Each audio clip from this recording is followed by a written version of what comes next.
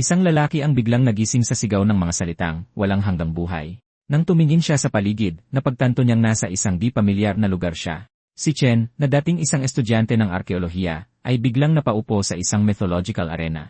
Bigla na lang, sinabihan siya ng kanyang kaibigan noong bata pa na si Hans na pumila dahil ngayon ang Divine Awakening Day. Pero halatang nalilito si Chen kung ano ang Awakening Day. 100 taon na ang nakalipas, bumaba ang mythological arena sa kontinente, at kasama nitong nabuhay muli ang mga Diyos mula sa iba't ibang bansa. Kapag ang isang tao ay naging 16 na, maaari nilang gamitin ang Awakening Stone para magpatawag ng isang Diyos. Ang mga nakapagpatawag ng Diyos ay nagkakaroon ng kapangyarihan at lumalaban sa arena. Gayunpaman, kung mali ang pangalan na kanilang ipinatawag, iisa lang ang kahihinatnan. Pababagsakin sila ng Diyos na iyon at mamamatay habang ang kanilang mga katawan ay naglalaho sa hangin. Sa kasamaang palad, naglaho ang mga talaan ng sibilisasyong Tsino at nalimutan na ang mga pangalan ng kanilang mga pantas. Sa kasalukuyan, dumating na rin sa wakas ang City Lord sa arena. Inanunsyo niya ang pagsisimula ng seremonya at nagsigawan sa tuwa ang mga tao. Gayunpaman, tingin ni Chen ay mapanganib ang mundong ito dahil ang mga bigong summoner ay nagiging alikabok. Di nagtagal, isang babae ang lumitaw at nakilala siya ni Hans bilang ang nanguna sa pambansang pagsusulit. Ang babaeng ito ay si Yana at anak ni Fred, ang pinakamahusay na eskrimador. Kaya naniniwala siya na sa kanyang pinagmulan, tiyak na makakapagpatawag siya ng isang makapangyarihang Diyos. Bukod dito, natatakot siyang matalo muli ang siya, kaya umaasa siyang makapagpapagising si Yana ng isang malakas na Diyos. Nang marinig ito, ganoon din ang naramdaman ni Chen. Samantala, humakbang si Yana habang umaasa ang mga tao na magigising niya ang isang high-tier na Diyos. Sa sandaling hinawakan niya ang kristal, agad itong umilaw ng asul na aura. Nakita ito ng City Lord at naniwalang isang high-tier na Diyos ang malapit ng lumitaw. Sa sandaling iyon, 3 makapangyarihang Diyos ang makikita sa kristal. Nanlaki ang mga mata ni Chen sa sandaling makita niya sila. Dahil ang mga imahe ng mga Diyos ay eksaktong katulad ng mga nasa dati niyang buhay, tulad niya, natigilan din ang iba sa nakita nilang mga banal na figura.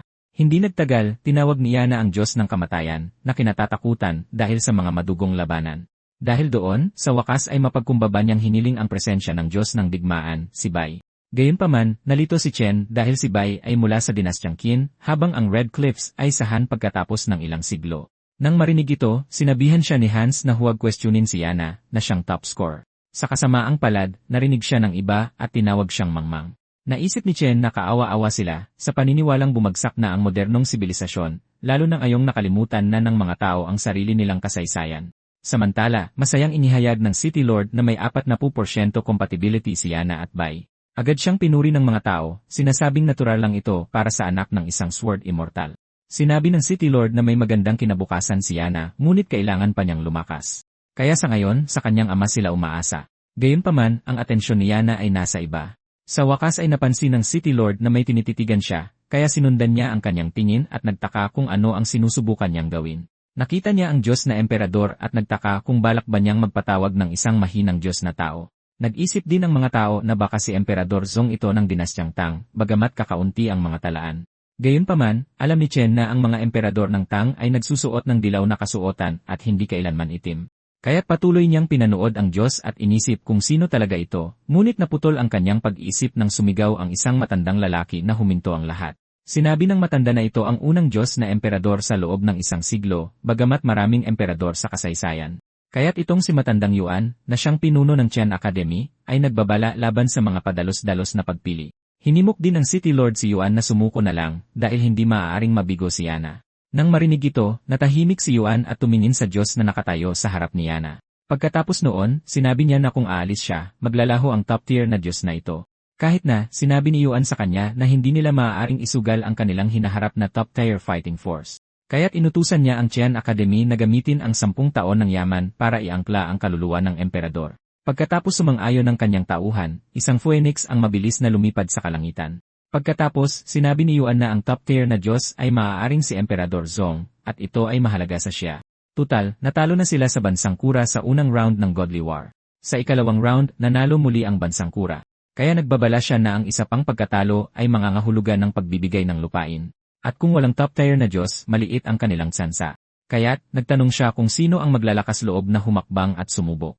Ngunit natakot ang mga estudyante na baka hindi si Emperador Zong ang Diyos, at baka mamatay sila. Bigla, isang estudyante ang nagdeklara na mananaig ang Kyoto Academy, at susubukan niya. Isang estudyante mula sa Chunyu Academy ang humakbang din para sumubok. Hindi nagtagal, sunod-sunod na nagboluntaryo ang iba pa. Gayunpaman, isang tao ang nagtaas ng kamay na sinasabing iba ang pinagmula ng Diyos sa pananaw ng diyan. Pagkatapos ay idineklara ni Chen na siya ay mula sa Jinling Academy at humakbang, ngunit marami ang nagduda sa kanya. Binalaan pa ni Han si Chen tungkol sa kamatayan, ngunit hindi siya pinansin ni Chen. Nakita rin Yuan ang kanyang kumpiyansa at nagtaka kung alam ba niya ang nakaraan ng emperador. Ngunit pagkatapos suriin ang lahat ng talaan, ang tanging emperador na tumutugma sa mga kilalang katangian ay si Zhong. Pero hinayaan pa rin niyang sumubok si Chen at ikinagulat ito ng City Lord. Kaya't nangatwiran si Yuan na walang dapat humadlang sa tapat na puso ng isang mamamayan ng Xia. Samantala, tinawanan ng bansang Kura ang mga kilos ng Xia, tinawag silang mangmang at mahina. Dahil doon, tinawag nilang unggoy si Chen habang hinihimok siyang magpatuloy. Hindi sila pinansin ni Chen at inilagay ang kanyang kamay sa kristal, na agad namang namula. Nang kumalat ang pulang ilaw, naghinala ang mga tao na nagising ni Chen ang isang high-tier na Diyos. Parehong nagulat si Yana dahil ang liwanag ng kristal ay walang dudang pula. Samantala, sinabi ng bansang Kura na orange ang pinakamataas na aura, habang ang pinakamalakas na Diyos ng Xia ay purple lang. Kasabay nito, sinabi ng bansang India na sila lang at ang Greece ang nakakagawa ng mga orange aura na Diyos, habang nagduda ang bansang Korea sa kakayahan ng Xia, at pinaghihinalaang nagkaaberya ang kristal. Gayunpaman, nalilito pa rin ang City Lord, kaya ipinaliwanag ni Yuan na ito ang aura ng isang triple latter na Diyos. Idinagdag niya na ang mga kilalang aura ay puti, berde, asul, lila, at orange, ngunit sa itaas nito ay pula, na tanging Diyos lamang sa Vatican ang nagtataglay. Nang marinig ito, napaisip ang City Lord kung nagkaroon ba dati ng triple latter na Diyos ang Xia. Samantala, inisip ni Chen na ang Diyos na ito ay higit pa sa triple A. Dahil kahit na umabot sa triple A rank ang ibang mga Diyos, hindi sila kailanman maikukumpara sa kanya.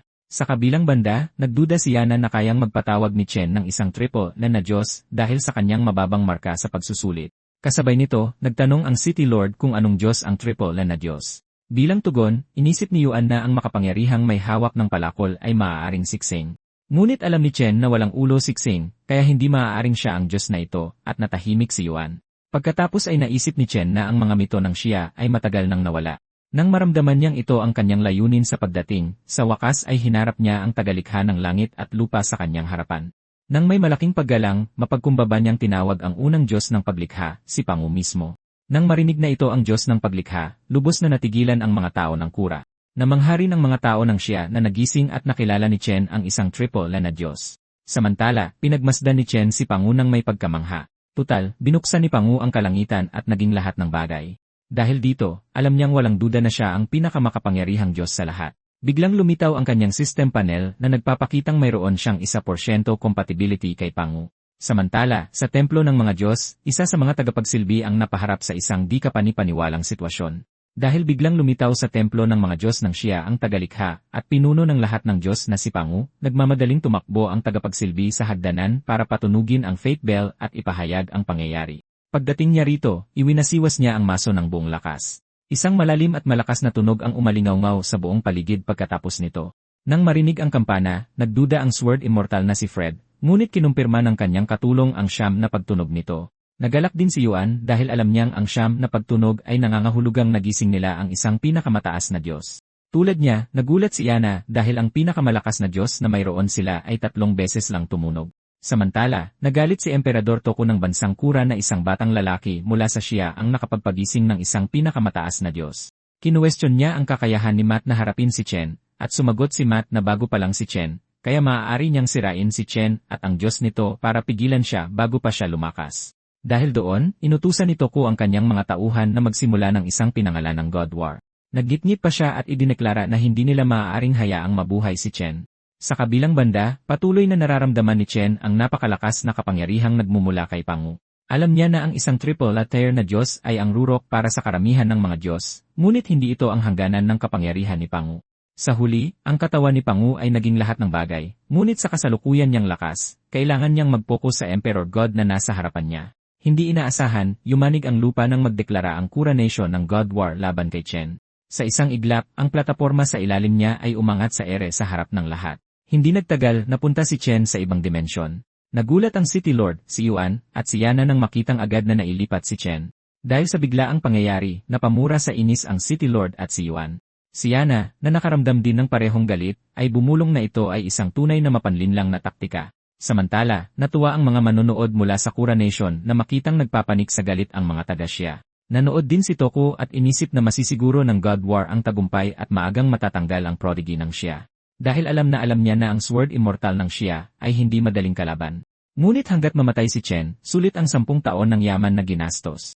Kasabay nito, nalaman ni Fred na gumastos ang kura ng 10 taon ng yaman para simulan ng maaga ang arena laban kay Chen, kung saan tinatamaan ng God Wars ang mga pinagpala, na nag-iwan kahit sa mga prodigy bilang mga walang kalaban-laban na sisiw sa loob nito. Sinabi rin ng kanyang katulong na pinahintulutan nito ang kura na puntriyahin ang prodigy ng Xia sa ngalan ng God War.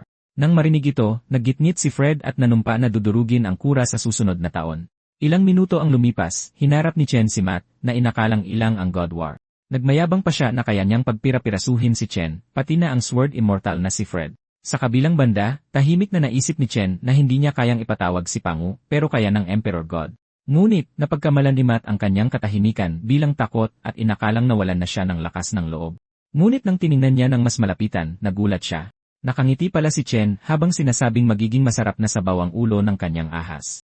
Nagalit si Matt dito at nanumpa na pupugutan ng ulo si Chen at ipapakain sa kanyang Diyos. Hindi nagtagal, dumating ang host na si Venus at inanusyo na nanalo na ang kura ng 2 laban.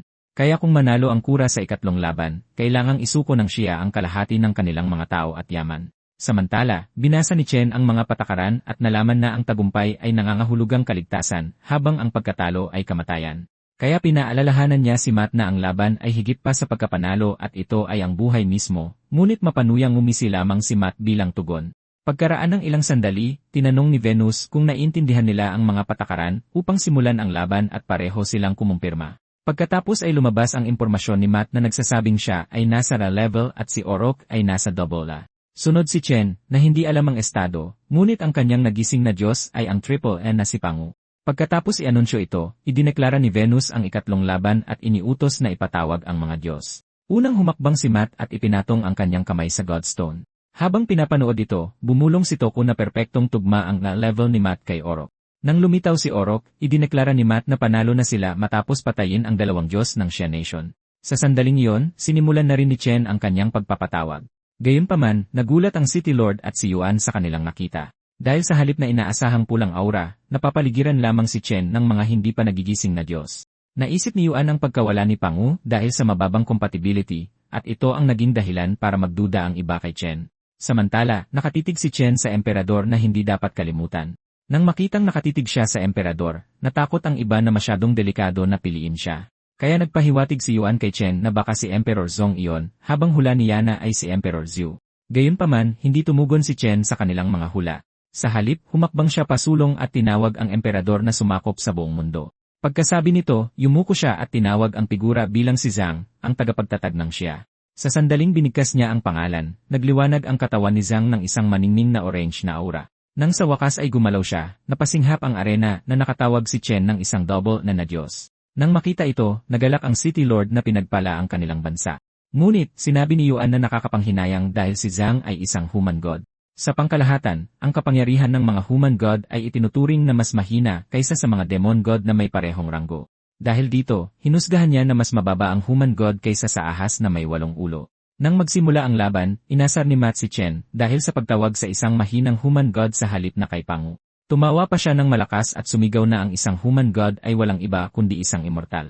Hindi siya pinansin ni Chen at yumuko kay Zhang habang sinasabing maaaring nakalimutan na siya ng mga susunod na henerasyon. Ngunit mula sa araw na ito, nanumpa siya na ang pamana ni Zhang bilang unang emperador ay hindi na muling maitatago. Pagkatapos ay binanggit niya ang pamana ni Zhang kung saan pinag-isa niya ang panulat at mga estado. Tiniyak din ng mga gawa ni Zhang na mananatiling nagkakaisa at ligtas ang lupain ng Xia sa likod ng Great Wall. Habang nagsasalita si Chen tungkol sa pamana ni Zhang, biglang lumitaw ang isang maringal na dragon. Kasabay nito, ipinakita ng system ni Chen na umabot na sa 60% ang kanyang ugnayan kay Zhang. Samantala, namangha si Yana at tinanong kung totoong may ganoong emperador. Si Matt naman ay patuloy na iginiit na si Zhang ay isa lamang human god. Nang marinig ito, tinanong ni Zhang kung sino siya, at sinabi ni Chen na isa siyang dayuhan na laban sa Xia. Mabilis na nagalit si Zhang dito at idineklara na lahat ng lumaban sa Xia ay dapat mamatay. Gayunpaman, tumawa lang ang mga taga-kura at binaliwala ang kanyang mga matatayog na salita. Ngumisi rin si Matt at sinabing hindi maikakaila ang otoridad ni Zhang bilang emperador. Pagkatapos ay nangutya si Orok na nagsasabing hindi niya inaasahan na hahamunin ng isang human god ang isang tunay na Diyos. Sinabi pa niya na inaasahan niya ang isang malaking labanan, ngunit isang maliit na tao lamang ang kanyang natagpuan. Nang marinig ito, dahan-dahang itinaas ni Zhang ang kanyang kamay. Isang espada ang nagsimulang mabuo sa kanyang kamay. Habang hawak ang sandata, idineklara niya na ang tanging pinagsisisihan niya sa buhay ay hindi pa siya nakakapatay ng isang Diyos. Kaya itinaas niya ang espada sa langit at inanusyo na ito ay si Qin. Nakita ito ng mga taga-kura at nagtaka kung balak ba talaga niyang lumaban. Samantala, inakala ng mga manonood mula sa Stick Country na kaawa-awa itong tingnan. Nagduda rin ang mga manonood ng Silla kung kaya ni Jiang na labanan ang isang Diyos gamit ang katawang lupa. Sa kabilang banda, sinabi ni Orok na siya ay karne pa ring sulit kainin, kaya sinabihan niya si Zhang na maghanda. Pagkatapos ay inilunsad niya ang kanyang pag-atake, nangangakong ipapakita kay Zhang ang agwat sa pagitan ng mga Diyos. Sa isang iglap, isa sa mga malalaking ulo ni Orok ang sumugod patungo sa posisyon ni Zhang. Nakita ito ni Toku at naniwalang tapos na ang laban at patay na ang emperador. Nagsimula na ring umalis ang ilang manonood habang tinutuya ang Xia sa paglalaban ng isang human god sa isang tunay na Diyos. Gayunpaman, isang biglaang kislap ng gintong liwanag ang sumabog sa entablado. Iwinasiwas ni Zhang ang kanyang espada, at malinis na tinaga ng talim ang ulo ni Orok. Dahil dito, bumagsak ng malakas ang naputol na ulo sa sahig ng arena. Natulala si Toku at ang iba pang nakasaksi sa eksena. Sa kabilang banda, tuwang-tuwa si Yana nang makitang naputol niya ang ulo ni Orok sa isang hampas lang. Kahit si Orok ay nagulat at nagtanong kung paano ito nagawa ni Jiang nang walang banal na kapangyarihan. Itinaas ni Zhang ang kanyang espada at sinabing ito ang kanilang key refining technique. Ipinaliwanag din niya na ang sining ay ginawa ng mga cultivator ng Xia at hinamon nito ang langit. Nang marinig ito, lubos na nagulat si Yuan na ang mga ninuno ng Xia ay lumikha ng kapangyarihang kayang yanigin ang mundo. Gayunpaman, inasar ni Orok ang teknike at sinabing isa lang sa marami niyang ulo ang naputol ni Zhang. Bukod dito, kayang mag-regenerate ng kanyang katawan ng hindi mabilang na mga bahagi at siya ay immortal. Kaya tinanong niya kung paano siya mapipigilan ng isang hamak na human god na tulad niya. Sumigaw pa siya na dapat lumuhod ang mga mortal at hindi na muling magre-reincarnate si Jiang. Sumagot si Jiang na ang pagkatalo ay pagtataksil sa kanyang mga tao, ngunit hindi pa siya nakaranas ng pagkatalo. Ang mga salitang ito ay nagpagalit kay Orok at agad siyang naglunsad ng isa pang pag-atake. Tumugon si Zhang sa pamamagitan ng paghampas at pagputol ng isa pang ulo ni Orok. Gayunpaman, mabilis na nag-regenerate ang naputol na ulo at hinimok siya ni Orok na sumuko na. Nang makita ito, nagsimulang magduda ang mga taga-Xia sa tsansa ng kanilang Diyos na manalo. Si Zhang mismo ay nagulat din sa walang katapusang pag-regenerate ni Orok. Gayunpaman, walang tigil siyang umatake matapos maramdaman ang unti-unting paghina ni Orok. Kasabay nito, mabangis na gumanti si Orots habang hinihimok siyang sumuko. Isang malakas na tama ang dumapo kay Zhang na siyang nagpabagsak sa kanya sa lupa. Pero pinilit ni Zhang na lumuhod ng tuwid at mahigpit na hinawakan ang kanyang espada. Nang makitang dumudugo ang kanilang ninuno, napaiyak sa pighati ang mga taga-Xia. Hinimok din Yuan ang City Lord na maghanda sa pagkatalo upang pigilan ang walang katapusang sakripisyo ni Zhang. Samantala, nanghina ang lakas ni Zhang kahit na parang malapit na ang tagumpay sa bawat pagkakataon. Ngunit sa sandaling iyon, naramdaman niya ang aura ng bansa sa kanyang likuran. Kaya tumayo siya at ipinahayag na ang lahat ng lupain sa ilalim ng langit ay pag-aari niya. Pagkasabi niya ng mga salitang iyon, nagsimulang magising ang banal na presensya ng mga taga-Xia. Kabilang si Bai, na siyang paunahing Diyos na ipinatawag ni Yana. Hindi nagtagal, nagsimulang bumaba sa arena ang mga Diyos ng Xia. Dahil dito, matagumpay na nagising ni Zhang ang dakilang banal na baluti ng Qin. Agad niyang inutusan ang mga banal na espiritu na patayin si Orok, at sabay-sabay silang sumugod. Natigilan si Matt na kaya niyang magpatawag ng maraming banal na espiritu, ngunit tumanggi siyang matalo. Pagkatapos ay ibinaling niya ang kanyang atensyon sa sarili at naalala na bahagi pa rin siya ng laban. Pagkatapos ay tiningnan niya si Chen na iniisip na hangal ito sa kabila ng kanyang talento. Pagkatapos ay nagpakawala siya ng mahika, dahil alam niyang ang pagkamatay ng guardian ay nangangahulugang pagkatalo. Pagkatapos nito, lumitaw siya sa likuran ni Chen na may kutsilyo sa kanyang kamay. Agad itong napansin ni Yana at Yuan at sumigaw na umiwas si Chen.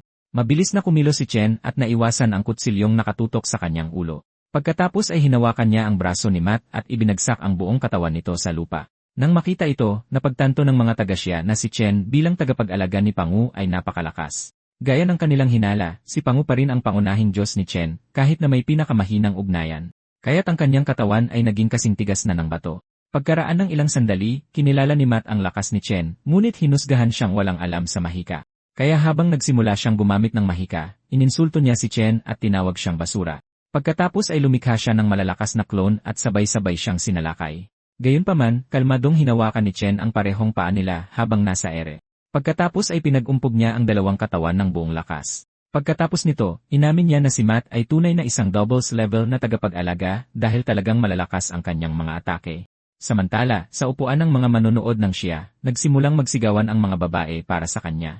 Sa kabilang banda, kinatakutan ng mga taga-Kura ang pagkatalo ni Orok, bagaman itinanggi ito ng ilan.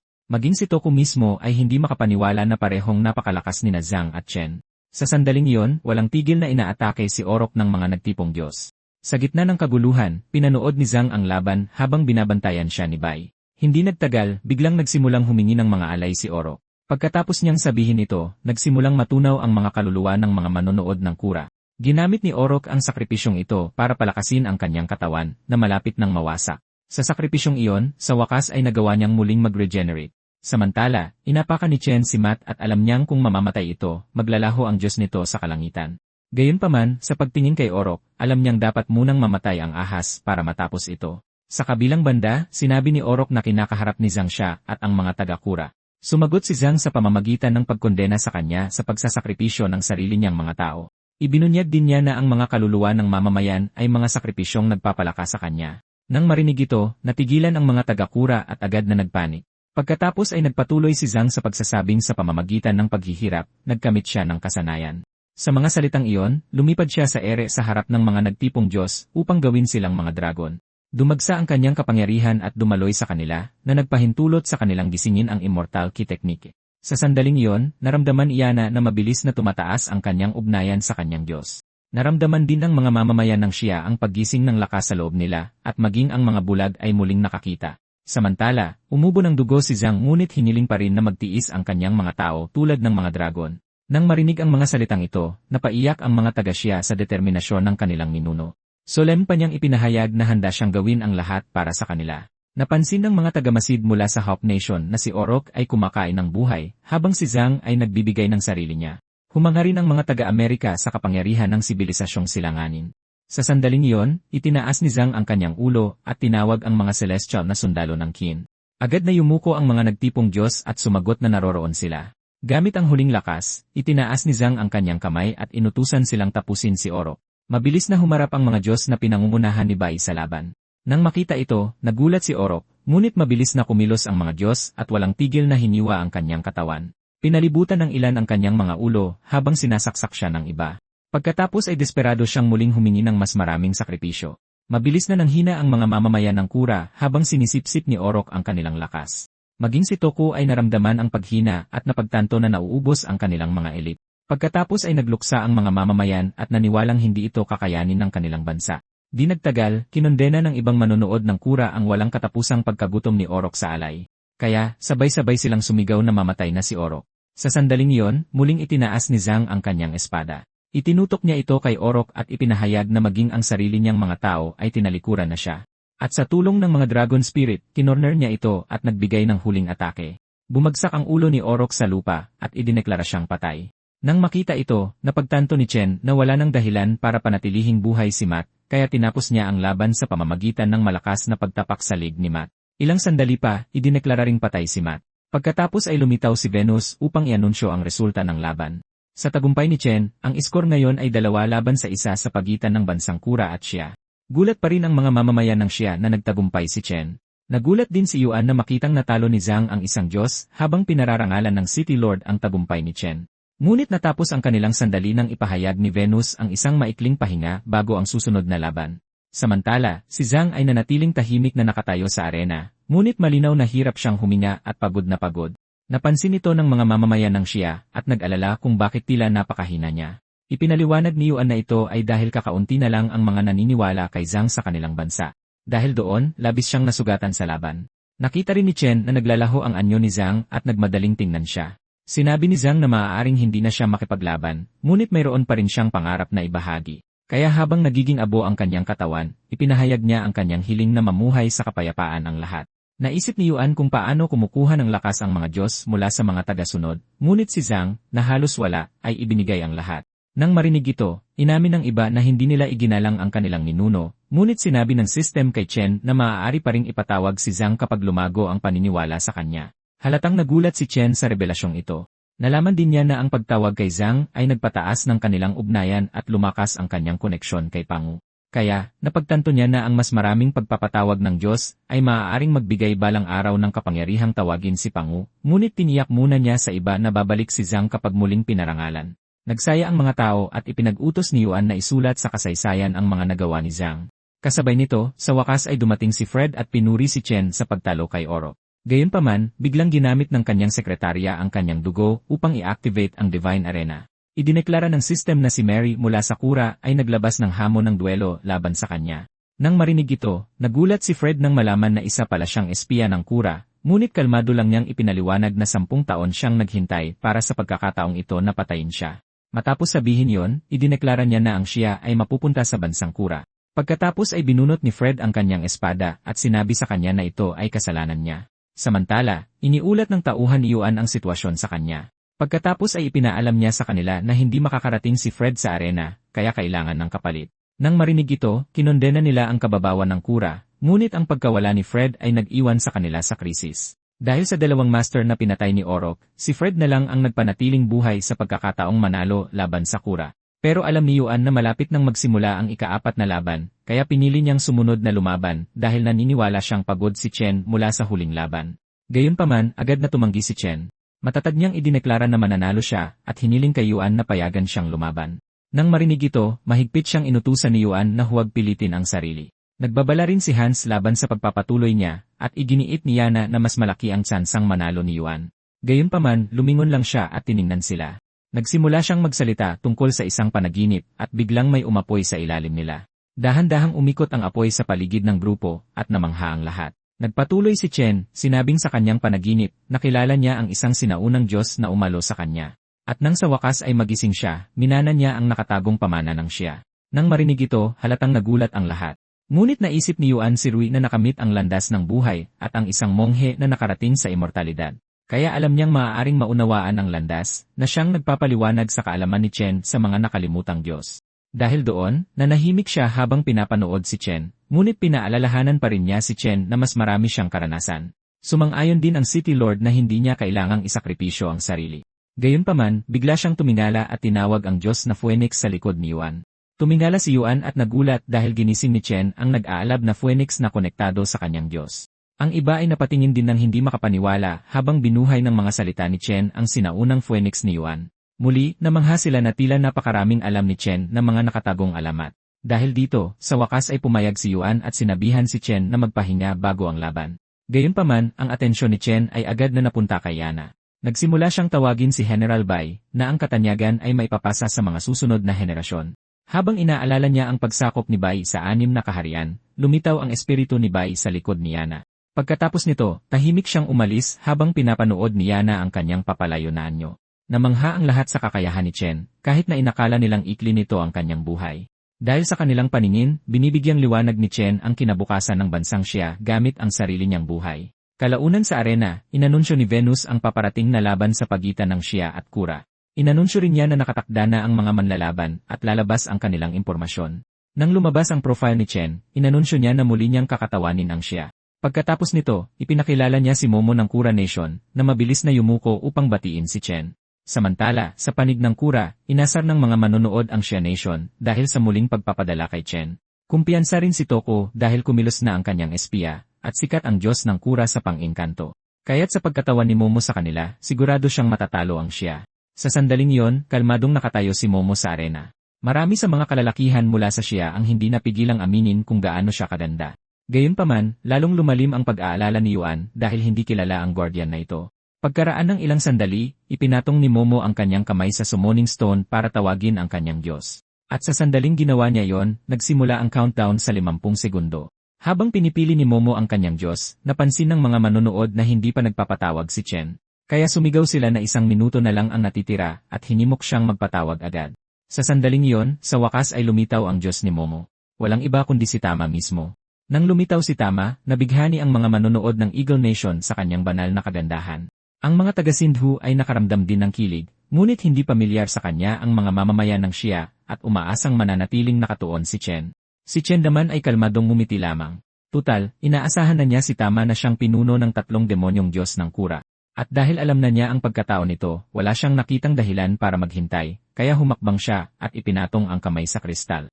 Parehong pinanood ni Momo at Tama habang nagliliwanag ang kanyang kristal ng asul na aura. Nang matapos ang pagpapatawag, lumingon siya upang makita ang kanyang Diyos. Nakatayo sa harap niya ang Heavenly Marshal na si Kurt. Natigilan ang City Lord nang makita siyang magpatawag ng isang demonyong Diyos. Pinaalalahanan din ni Han si Chen na ang kanyang mga Diyos ay tao, at idinagdag ni Yana na kontrolado ng kanyang pangunahing Diyos ang kanyang ipapatawag. Kaya kung susubukan ng sinuman na magpatawag ng ibang uri, kamatayan ang magiging resulta. Sa kabila ng mga babala, yumuko si Chen sa Diyos na nasa harap niya at binati ito. Inakala ng mga manonood ng kura na tiyak ang kapahamakan ni Chen, tulad ng mga nakaraang demon summoner. Inakala rin nito na ang demonyo ang kanyang huling paraan. Gayunpaman, ang baboy na nakatayo sa harap nila ay biglang nag-anyong tao. Agad na nalito ang mga manonood ng kura sa kanilang nakita. Sa kabilang banda, nagdiwang ang Xia habang iniisip ni Yuan kung ang lakas ni Pangu ay higit pa sa mga Diyos ng tao, kaya't sinabi niyang mas malalim si Pangu kaysa sa inaakala. Samantala, inakala nito na tao pa rin si Kurt at tiyak na bibigay sa pang-akit ni Tama. Sa sandaling iyon, ganap nang nagising si Kurt at lumitaw sa loob ng arena. Narinig pa niya ang mga manonood at nagtanong kung ano ang nangyayari. Ipinaliwanag ni Chen na ito ay isang banal na paligsahan sa pagitan ng mga bansa at inaatake ang Xia. Kaya't yumuko siya at nakiusap kay Kurt na tulungan siya laban sa mga Diyos ng ibang bansa. Gayunpaman, kaswal na pinaliit ni Kurt ang kalaykay sa kanyang kamay at sinabing ayaw niyang lumaban. Idinagdag din niya na mas gugustuhin niyang makasama si Cheng kaysa mag-alala sa mga kalaban ng Xia. Kaya tumalikod siya at nagsimulang maglakad palayo. Tinawag siyang muli ni Chen. Kahit na tila wala siyang interes, ngunit natigilan siya nang tanungin ni Chen kung gusto pa niyang makita si Cheng. Idiniin pa ni Chen sa pagtatanong kung gusto niyang makita si Wukong at ang monghe. Itinuro ni Kurt na naglaho na ang kanilang presensya, ngunit alam pa rin ni Chen ang mga pangalan ni Chang at Wukong. Sumagot si Chen na hindi niya lang sila kilala kundi kaya niya rin silang ipatawag. Ngunit hindi siya naniwala dahil tila napakahina ng kanyang lakas. Kaya sinabi ni Chen na alam niyang ayaw niyang maging isang tau-tauhan, ngunit ang pagpapatawag sa mga Diyos ng Xia ay magpapanumbalik sa dignidad ni Kurt. Ang paggawa nito ay magpapalaya kina Cheng, Wukong, at Jin. Kaya tinanong niya si Kurt kung lalaban na ba siya para sa Xia. Nang marinig ang mga salitang ito, biglang nagalit si Kurt. Pagkatapos ay naging baboy siya at tinanong si Chen kung niloloko ba niya ito. Nahihirapan si Chen sa pagkakahawak ni Kurt, ngunit nagawa pa rin niya itong hikayatin. Sa sandaling iyon, lumitaw ang espiritu ni Pangu sa likod niya. Agad na nakilala ni Kurt si Pangu, kaya't dali-dali niyang binitawan si Chen. Sinabi niya na hindi niya inaasahang maipapatawag niya si Pangu, ngunit tinanong lang ni Chen kung tutulungan na ba siya nito. Sumagot si Kurt na dahil handang tumulong si Pangu sa kanya, maaari na rin siyang magtiwala sa kanya. Dahil doon, tinanong niya kung sino ang kanilang kalaban. Pareho silang lumingon sa kalaban. Ipinaliwanag ni Chen na ito ay isang siyam na buntot na Diyos na nangakit sa iba gamit ang kanyang alindog. Gayunpaman, idineklara ni Kurt na madali lang iyon para sa kanya. Sa kabilang banda, inakala ng mga taga-kura na naakit ng alindog ni Momo ang Diyos na baboy ni Chen. Ngunit biglang isinaksak ni Kurt ang kanyang kalaykay sa lupa at nagbalik sa kanyang anyong tao. Kaya't hindi napigilan ng mga manonood ng bangsi na purihin ang kanyang kabuwapuhan. Habang sumang-ayon ang mga taga-Sindhu na hindi dapat maliitin ang halimaw na Diyos ng Xia. Samantala, nagtaka ang Eagle Nation kung kaya niyang labanan ang pang-akit ni Tama. Pabalik sa arena, gumawa ng hakbang si Momo sa pagtawag kay Chen. Dahan-dahan niyang inalis ang kanyang panlabas na damit habang sinasabing mayroon siyang magandang alok. Pagkatapos hubarin ang kanyang damit, buong tapang siyang inanyayahan na sumali sa Kura Nation. Tiniyak niya sa kanya na ituturing nila siya ng may pinakamataas na respeto at hindi nila siya pipiliting lumaban muli. Nangako pa siya na tutulungan nilang lumago siya at ang kanyang Diyos. Gayunpaman, hindi siya tumugon at nanatili lamang na nakatayo. Sa kabilang panig, galit na si Yuan sa kanyang mga psychological tactics. Sumigaw pa ang City Lord kay Chen na huwag magpalinlang sa kanyang mga panlilinlang. Gayunpaman, tinukso siya ni Momo na maaari niyang makuha ang lahat ng pera at kapangyarihan. Inalok din niya ang kanyang sarili sa kanya bilang karagdagan doon. Maraming kalalakihan ng Xia ang nabighani at inakalang tatanggapin niya ito kaagad, ngunit nagtaka rin sila kung paano tutugon si Chen. Hindi nagtagal, matatag na ipinahayag ni Chen na tinanggihan niya ang alok nito. Gayunpaman, patuloy niyang ginamit ang kanyang pang-akit. Inalok pa niya ito ng kahit sinong babae mula sa kura kung hindi pa siya sapat. Sa sandaling iyon, napapaligiran siya ng magagandang babae ng kura, kaya mabilis niyang inilabas ang kalaykay para gamitin ang heavenly projection. Dahil dito, matagumpay niyang nakuha ang kontrol sa nine-tooth rake ni Kurt. Nakita ito ni Momo at sinabing sayang dahil sanay nagkaroon siya ng magandang kinabukasan. Ngunit sinagot lamang niya ito sa pamamagitan ng pag-alala sa sinabi ng kanyang propesor noon. Natutunan niyang ang karangalan ay nasa talim at ang katotohanan ay nasa kanyon, kaya't ang pagtakas ay lalo lamang magpapalala sa kanilang pambubuli. Kaya tumanggi siyang tumakas habang sinasabing binabati ng Xia ang mga kaibigan at nilalabanan ang mga kaaway. Nang marinig ito, sumigaw ang mga taga-Shia na handa na ang kanilang mga baril para sa kura. Umalinggaw sa arena habang ipinoproklama nila si Chen bilang kanilang pinunong mandirigma. Samantala, sa templo ng mga Diyos, isang lingkod ang nagwawalis sa labas. Nang bigla niyang mapansin ang isang bagay na kumikinang sa malapit, nakita niya ang librong nagniningning at napagtanto niyang naging doble ang swerte ng kanilang bansa. Pabalik sa arena, tumalon si Chen sa air na mataas na nakataas ang kanyang kalaykay. Agad namang inilabas ni Momo ang kanyang pamaypay at madaling naharang ang atake mula sa kalaykay ni Chen. Gayunpaman, naramdaman niya ang lakas ng tama at nagpasya siyang huwag siyang patawarin. Pagkatapos ay ipinahayag niyang papatayin niya ito dahil hindi niya ito ma-recruit. Dahil doon, mabilis niyang ginamit ang kanyang clone technique at maraming kopya niya ang lumitaw sa buong arena. Inisip din niyang hindi mahalaga kung natalo ni Chen si Matt dahil hindi niya mauunawaan ang spellcraft. Sa kabilang banda, napagtanto ni Chen na ang kapangyarihan nito ay higit na nakahihigit sa kay Matt. Ngunit bago pa siya makapag-isip pa, nakita na niya itong bumubunot na ng kanyang espada. Sumunod ang kanyang mga clone at pinakawalan ang Kumyo Slash sa kanya. Nang makita ito, agad siyang nataranta, ngunit nagawa pa rin niyang kumilos sa oras para iwasan ang mga atake, ngunit itinulak siya pababa sa lupa ng lakas ng mga hiwa. Mabilis na pinagtawanan ng mga taga-kura ang kanyang paghihirap at pinuri si Momo bilang isang henyo dahil sa kanyang galing. Tinukso rin siya ng mga clone ni Momo at tinawag siyang mahina. Pagkatapos nito, itinaas nilang lahat ang kanilang mga talim at tinanong kung paano siya iilag sa susunod. Mabilis na nagpakawala ng mga hiwa ang mga clone na tumama maging sa lupa, kaya wala siyang natirang lugar para makaiwas. Kaya naman, nagpasya siyang saluhin nito ang kanyang kalaykay. Buong lakas niyang ibinagsak ang kalaykay at nagpakawala ng isang direktang hampas sa sahig. Naalarma si Momo dito at sinubukang harangin gamit ang kanyang espada. Gayunpaman, napakalakas ng atake kaya tuluyan siyang nilamon nito. Hindi mapakali ang mga taga-kura matapos itong mapanood. Pagkaraan ng ilang sandali, lumitaw siyang walang magawa at nagtanong kung paano nakita ni Chen ang kanyang tunay na katawan. Samantala, sa kabilang panig, sinubukan ni Tama na tuksuhin si Kurt na yumuko sa kanya. Nabighani ang mga taga-kura dito at gusto pa nilang ialay ang kanilang buhay.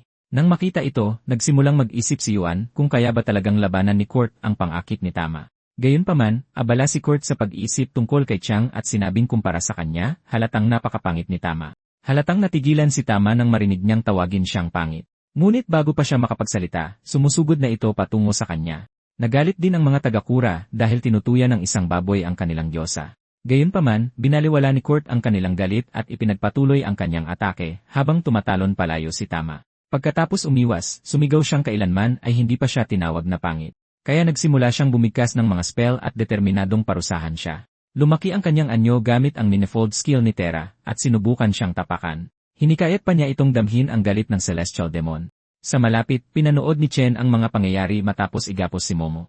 Nag-alab ang kanyang galit dahil ginamit ni Tama ang isang Divine Treasure na nagparami ng kanyang lakas ng 10 beses. Ngunit biglang nagsimulang gumanti si Kurt gamit ang kanyang Earth-Shaping ability. Lumaki ang kanyang katawan hanggang sa tumugma ito sa laki ni Tama, ngunit hindi siya nagsayang ng oras at inilunsad ang kanyang Spirit Strike. Kaya napilitan si Kurt na salagin ito gamit ang kanyang kalaykay. Inikot niya ito ng paikot para harangin ang mga paparating na hampas. Nagawa pa niyang gumanti ng hampas sa kanya. Humanga si Chen na ang isang double na Diyos tulad ni Kurt ay kayang pigilan ang isang triple na si Tama. Pagkatapos ay ikinumpara niya ang kanyang estado sa kay Momo at napagtanto na ang tunay na lakas ay higit pa sa Awaken level. Pagkaraan ng ilang sandali, may bahid na ng dugo sa gilid ng bibig ni Tama. Lalo lang siyang nagalit dito at nagsimula siyang tipunin ang kanyang kapangyarihan. Itinaas niya ang kanyang mga kamay at umapaw sa hangin ang kanyang kapangyarihan. Nang makitang biglang dumilim ang langit, nagtaka ang mga taga-Shia kung ano ang nangyayari, ngunit nakalikha na si Tama ng maraming bolang apoy at sumigaw na mamatay na si Kurt. Sa isang utos, ipinadala niya ang nagliliyab na Foxfire pababa sa kanya. Direktang tumama ang mga bolang apoy kung saan nakatayo si Kurt, na walang lugar para makaiwas. Sa sumunod na sandali, nilamon siya ng mga atake. Kaya nagkagatlabi sa pag-aalala si Yuan at ang iba pa. Gayunpaman, lumitaw si Kurt na nakataas ang kamay habang tinatawag niya ang tubig. Sa kanyang kilos, umurong ang mga apoy habang bumababa ang nilalang. 2 spirit deities ang lumitaw sa itaas ng arena at hinampas ang lupa sa harap ni Tama ng mga kidlat. Nang makita ang pagsabog, tumingin si Momo sa direksyon ni Tama na may pag-aalala. Ngunit nanatiling walang pinsala si Tama at ang lupa lamang ang may lamat sa ilalim niya. Kahit na, hindi niya maiwasang makaramdam ng papalaking kaba. Biglang nagsimulang mag-ipon ng tubig sa langit, at hindi nagtagal ay napalibutan na nito si Kurt. Nang makita ito, agad niyang tinanong kung saan nanggaling ang tubig. Kalmado niyang sinagot na galing ito sa Heavenly River. Habang nagsasalita siya, patuloy na dumaloy at umikot ang tubig sa kanyang katawan. Nang hindi na nagsasayang ng oras, sumugod siya patungo sa kanya habang sumasabay sa hangin. Kinakabahang nanood ang mga taga-kura at nagsimulang magdasal, habang sumulong si Kurt at iwinasiwas ang kanyang kalaykay sa isang malakas na paghampas. Bilang tugon, sinubukan itong harangin ni Tama gamit ang kanyang Terra skill. Marahas na nagbanggaan ang kanilang malalakas na teknike. Gayunpaman, malinaw na tumagos ang kalaykay ni Kurt sa kanyang kalasag, at hindi nagtagal ay nabasag ang kalasag sa kanyang harapan. Napasuray siya paatras habang nagkalat sa sahig ang mga pira-piraso ng kanyang kalasag. Nakita ito ng mga taga-Shia at pinuri si Kurt sa pagsira sa kanyang pinakadakilang kayamanan. Sa kabaligtaran, ang bansa ng Kura ay lubusang natahimik. Pabalik sa arena, ipinagpatuloy ni Kurt ang kanyang pag-atake, at muling iwinasiwas ang kanyang kalaykay, ngunit tumagos lamang ang atake sa kanyang katawan. Halatang nalito siya dito. Gayunpaman, nang mawala ang kanyang katawan, lumitaw ang kanyang tunay na anyo sa malapit. Nagsimula na siyang mapagtanto na mas malakas at mas magaling ito kaysa sa kanya. Dahil dito, hindi niya maiwasang mapatingin kay Chen. Nagtaka siya kung kailan nagkaroon ang Shia ng Divine Guardian na kayang magpatawag ng isang halimaw tulad ni Kurt. Sa kabilang banda, napagtanto ni Kurt na gumamit siya ng transportation technique na alam din niya, kaya mabilis niyang ginamit ang water transportation at lumitaw sa harapan nito. Sinamantala niya ang kanyang pagkalingat at sumugod siya gamit ang kanyang kalaykay. Naitulak siya patungo sa lupa, ngunit nagawang mabawi ang kanyang balanse. Gayunpaman, nagsimula ng tumulo ang kanyang dugo sa lupa, kaya kinailangan niyang aminin na talagang napakalakas nito. Dahil dito, nagpasya siyang gamitin ang kapangyarihan ng kanyang siyam na buntot, kung saan nagpatawag siya ng 3 pang spirit deities para tumayo sa kanyang tabi. Nang makitang lumitaw sina Shu, Maru, at Terra, natulala ang mga taga-Kura. Agad namang umungol ang Oni King na si Shu na oras na para mamatay si Kurt. Kaya sinimulan niyang ipatawag ang kanyang sword field. Nagsimula na ring tipunin ng Sun Goddess na si Terra ang lahat ng kanyang kapangyarihan sa malapit, kaya naghanda si Kurt na mag-transform sa 36 forms. Nag-anyong agila siya at iniwasan ang hindi mabilang na mga espadang bumabagsak na nakatutok sa kanya. Pagkatapos bumalik sa dati, tinawanan niya si Tama sa pagtawag ng mga tulong na pawang mga spiritual form lamang. Gayunpaman, gumanti si Tama sa pagtatanong kung bakit siya tumatakbo kung hindi siya natatakot. Bilang tugon, tinanong niya kung sino ang nagsabing tumatakas siya. Pagkatapos ay tinawag niya ang pinuno para bumaba, at lumaki siya ng sapat para punuin ang espasyo. Ginamit din niya ang kanyang kalaykay para ipatawag ang tubig ng ilog sa kalangitan. Nang itutok niya ang kalaykay pataas, nagsimulang mag-ipon at umikot ang tubig sa paligid nito. At bilang ang dakilang marshal na si Kurt, ipinahayag niya na lahat ng tubig mula sa langit hanggang sa karagatan ay nasa ilalim ng kanyang utos. Sa mga salitang iyon, nagpalitaw siya ng karagatan sa itaas ng mga spirit deities. Ibinagsak niya ang malakas na agos kay Shu na mabilis na natabunan. Sa kabilang banda, nagawang iwasan ni Tara ang rumaragasang tubig, pero lubha siyang nairita sa pag-iwas kaya tinipon niya ang kanyang kapangyarihan at lumikha ng isang malaking lilang apoy. Pagkatapos ay itinutok niya ang lahat ng bolang apoy kay Kurt. Itinaas ni Kurt ang kanyang kalaykay para harangin ang mga paparating na atake, pero nilamon pa rin siya ng sabay-sabay na pag-atake. Kaya nagbuni ang mga taga-Kura dahil ipinataw ni Terra ang banal na parusa laban sa kanya. Sa sandaling iyon, hindi na nakatayo si Kurt kaya gumulong siya sa arena dahil sa lakas ng pagtama. Nang makitang bumagsak siya, nag-alala ang mga taga-Shia sa kapangyarihan ng triple na Diyos. Samantala, napalibutan na ni Terra si Kurt. Habang nakatingin siya sa mahinang anyo nito sa lupa, ininsulto niya ito sa pagsasabing isa lang siyang walang kwentang baboy. Gayunpaman, bigla siyang gumalaw at tinawag ang kanyang 9-tooth rake. Noong una, naguluhan si Tara dito, ngunit sa sumunod na sandali, iniunat niya ang kanyang kamay at sinunggaban siya sa leg. Lalo pa siyang natigilan habang nawawala ang kanyang banal na kapangyarihan. Si Kurt naman ay nagbago ng anyo at sumang-ayon na tama siya na isa siyang baboy, kaya ginamit niya ang mismong anyong iyon para madaling maiangat siya sa ere. Pagkatapos ay puwersahan niya itong ibinagsak sa lupa. Habang pinapanood siyang talunin ito, pinuri siya ng manonood dahil umatake lang siya nang bumaba ang depensa nito. Ang iba ay tumingin pa kay Chen at inakalang ipinatawag niya si Kurt dahil pareho silang walang awa. Hindi nagtagal, naglaho ang espiritu ni Tara, ngunit sumumpa siyang hinding-hindi niya malilimutan ang kahihiyan. Hindi siya pinansin ni Kurt at nagpatuloy sa paglakad papalapit kay Tama.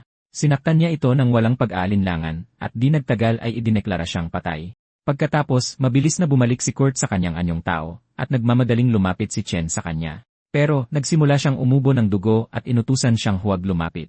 Kahit na, tinawag ni Chen ang pangalan niya ng may pag-aalala. Nagmadali pa siyang sumugod ng lumuhod si Kurt. Nagsimula na ring magtaka ang mga taga-Shia kung bakit siya biglang bumagsak. Sinabi ni Kurt kay Chen na ayaw niyang makita siya nito sa kanyang itsura ngayon. Tutal, maaaring isa siyang bayani para sa kanila, pero sa totoo lang ay duwag siya dahil hindi niya hinabol si Chang. Kaya pinapangako niya si Chen na dalhin ang kanyang senior at master sa kanyang libingan para patunayan ang kanyang katapangan. Agad na tumanggi si Chen, sinabing dapat siya mismo ang magsabi sa kanila. Sumigaw din siya sa mga taga-Shia at hinimok na magbigay galang sa dakilang Diyos. Nang marinig ito, agad na unawaan ni Yuan ang kanyang intensyon.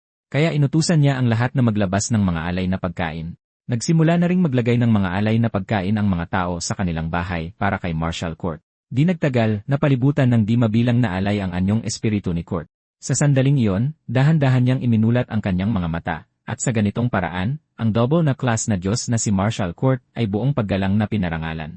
Makalipas ang ilang sandali, lumitaw si Venus para ianunsyo ang resulta ng ika-4 na round, dahil halos walang malay ang Diyos ng bansang Shia, at patay na ang Diyos ng Kura, idineklara niyang ang nanalo ay si Chen ng bansang Shia. Idineklara rin niyang ito'y isang kapanapanabik na sandali dahil walang inaasahan na ganoon kalakas ang determinasyon ng Shia. Samantala, nagdasal ang bansang Shia para kay Court na lumaban dahil sa determinasyon ng Shia. Tulad nila, napaiyak si Chen pero mabilis siyang pinigilan ni Court. Pagkatapos ay nabuhayan siya ng loob ng imulat ni Court ang kanyang mga mata at sinabing hindi pa siya patay. Tinulungan din niya itong tumayo at idineklara ni Court na nanalo sila. Samantala, kinuwestiyon ng isang estudyante ng Bangsi ang mga nanghihinang Diyos ng Shia at sumagot ang guro dahil ito sa kanilang marupok na pananampalataya. Pagbalik sa arena, sinabi ni Court kay Chen na nasa kanya na ang susunod na hakbang. Tutal, oras na para umalis siya at hanapin ang kanyang White Moonlight. Bago siya makaalis, tinawag siyang muli ni Chen. Kaya sinabihan niya itong huwag nang magsalita pa at alalahanin ang kanyang pangako. Nang marinig ito, natahimik sandali si Chen. Pagkatapos ay mabilis niyang ibinalik ang kanyang composure at hiniling na mag-ingat siya. Nagulat ang mga taga-Xia nang marinig ito, pero di nagtagal ay sabay-sabay silang sumigaw na mag-ingat din si Court habang dahan-dahan siyang naglalaho sa hangin. Pagkatapos, iniutos ni Yuan na itala ang mga gawa ni Court sa kanilang mga sinaunang talaan. Nagbabala rin siya na dapat laging alalahanin ang mga Diyos ng Shia at sumang-ayon ang kanyang nasasakupan. Kaya ipinadala ang Phoenix para ihatid ang ulat. Samantala, hindi pa rin makabangon ang City Lord mula sa nangyari kay Court. Bumulong siya na hindi sila karapat-dapat dahil kinalimutan nila ang kanilang mga Diyos. Gayunpaman, sinabi sa kanya ni Yuan na mayroon pa silang kinabukasan, at ang kinabukasang iyon ay si Chen, na naging pinakamalaking pag-asa ng bansa. Samantala, sa kabilang panig, dahan-dahang isinukbit ng Diyos ni Fred ang kanyang espada matapos niyang matagumpay na mapatay ang halimaw na gagamba, si Gumo. Kasabay nito, napatay na mismo ni Fred si Mary. Nanlaki ang mga mata ni Mary nang malaman na nananatiling malaki ang agwat sa pagitan nila. Pagkasabi nito, bumagsak na rin sa lupa ang kanyang katawan. Hindi ito pinansin ni Fred at sa halip ay nagsimulang umasa na hindi pa siya huli. Kalaunan sa arena, inanunsyo ni Venus ang huling sagupaan sa pagitan ng Shia at Kura. Idinagdag din niya na ang laban na ito ang magtatakda ng kontrol sa kalahati ng bansa. Dahil doon, hinimok niya ang magkabilang panig na ilabas ang kanilang mga kinatawan. Narinig ito ni Chen at naunawaan na oras na para tumayo muli. Pero may tumapik sa kanyang balikat at pinigilan siya. Tumingala siya at nakita na ang City Lord mismo iyon. Tiniyak sa kanya ng City Lord na si Bill na tapos na ang kanyang papel at siya na ang susunod. Gayunpaman, iginiit ni Chen na sumali at sinabing alam niya ang nakatagong kasaysayan ng mga Diyos ng Shia. Kaya sumagot si Bill na tungkulin niya ang huling round at masyadong mahina si Chen para sa alas ng Kura. Bukod pa rito, dati rin siyang henyo dahil ang sarili niyang Diyos ay si Zilong. Biglang dumating si Fred at hinimok si Bill na siya na lang ang palabanin. Natuwa si Bill nang makita siya at sinabing akala niya ay hindi siya darating. Sumagot naman si Fred na hindi siya mag-aatubili para sa bansa sa kabila ng mga tusong espiya ng Kura. Isinantabi iyon, binalaan niya sila na paubos na ang oras dahil 30 segundo na lang ang natitira sa countdown. Kaya walang pag-aalinlangan, mabilis siyang pumasok sa arena. Pagkatapos ay inihayag niya ang kanyang pangalan at nagtanong kung sino ang maglalakas loob na harapin siya. Narinig ito ng isa sa mga manlalaro ng bansang Kura at natahimik. Matapos mag-unat sandali, bigla siyang nawala sa kanyang upuan. Sa sumunod na sandali, lumitaw siya sa arena at ipinakilala ang sarili bilang si Yuta. Nakita siya ng manonood ng Kura at agad idineklara na mananalo sila sa round na ito, habang nagsimula namang mawalan ng pag-asa ang manonood ng Shia dahil kilala si Yuta bilang ang Divine Child. Nang marinig ito, sinabi ni Chen na hindi inaasahan si Yuta at sumang-ayon si Yuan dahil siya ang prodigy ng Kura. Itinuring pa siyang isang pambihirang henyo at isang double na Divine Chosen. Habang nakatingin kay Yuta, isiniwalat niya na pinatay niya si Jun at ang Sea Dragon nito noong 18 siya. 9 na taon na ang nakalipas, sa katubigan ng East Sea, nakatayo si Yuta sa litid ng dragon matapos patayin si Jun. Kinuha pa niya ang mga piraso ng dragon na sa tingin niya ay perpekto para sa pana ng kanyang kapatid, kaya sinubukan niya itong kunin mula sa dragon. Nang matagumpay niya itong makuha, tuluyan nang namatay ang dragon sa ilalim ng kumukulog na kalangitan. Binanggit din Yuan na ang Diyos ni Yuta ay isang supreme, at ang kanilang ugnayan ay 80%. Nang marinig ito, nagpasya si Chen na labanan si Yuta sa isang divine duel kung matalo si Fred. Samantala, sa arena, binanggit ni Yuta na matagal na niyang kilala ang immortal swordsman ng siya. Ngunit tumugon si Fred sa pamamagitan ng pagbunot ng kanyang espada, at itinaas ito sa kanya na nagsasabing hindi na kailangan ng mga salita.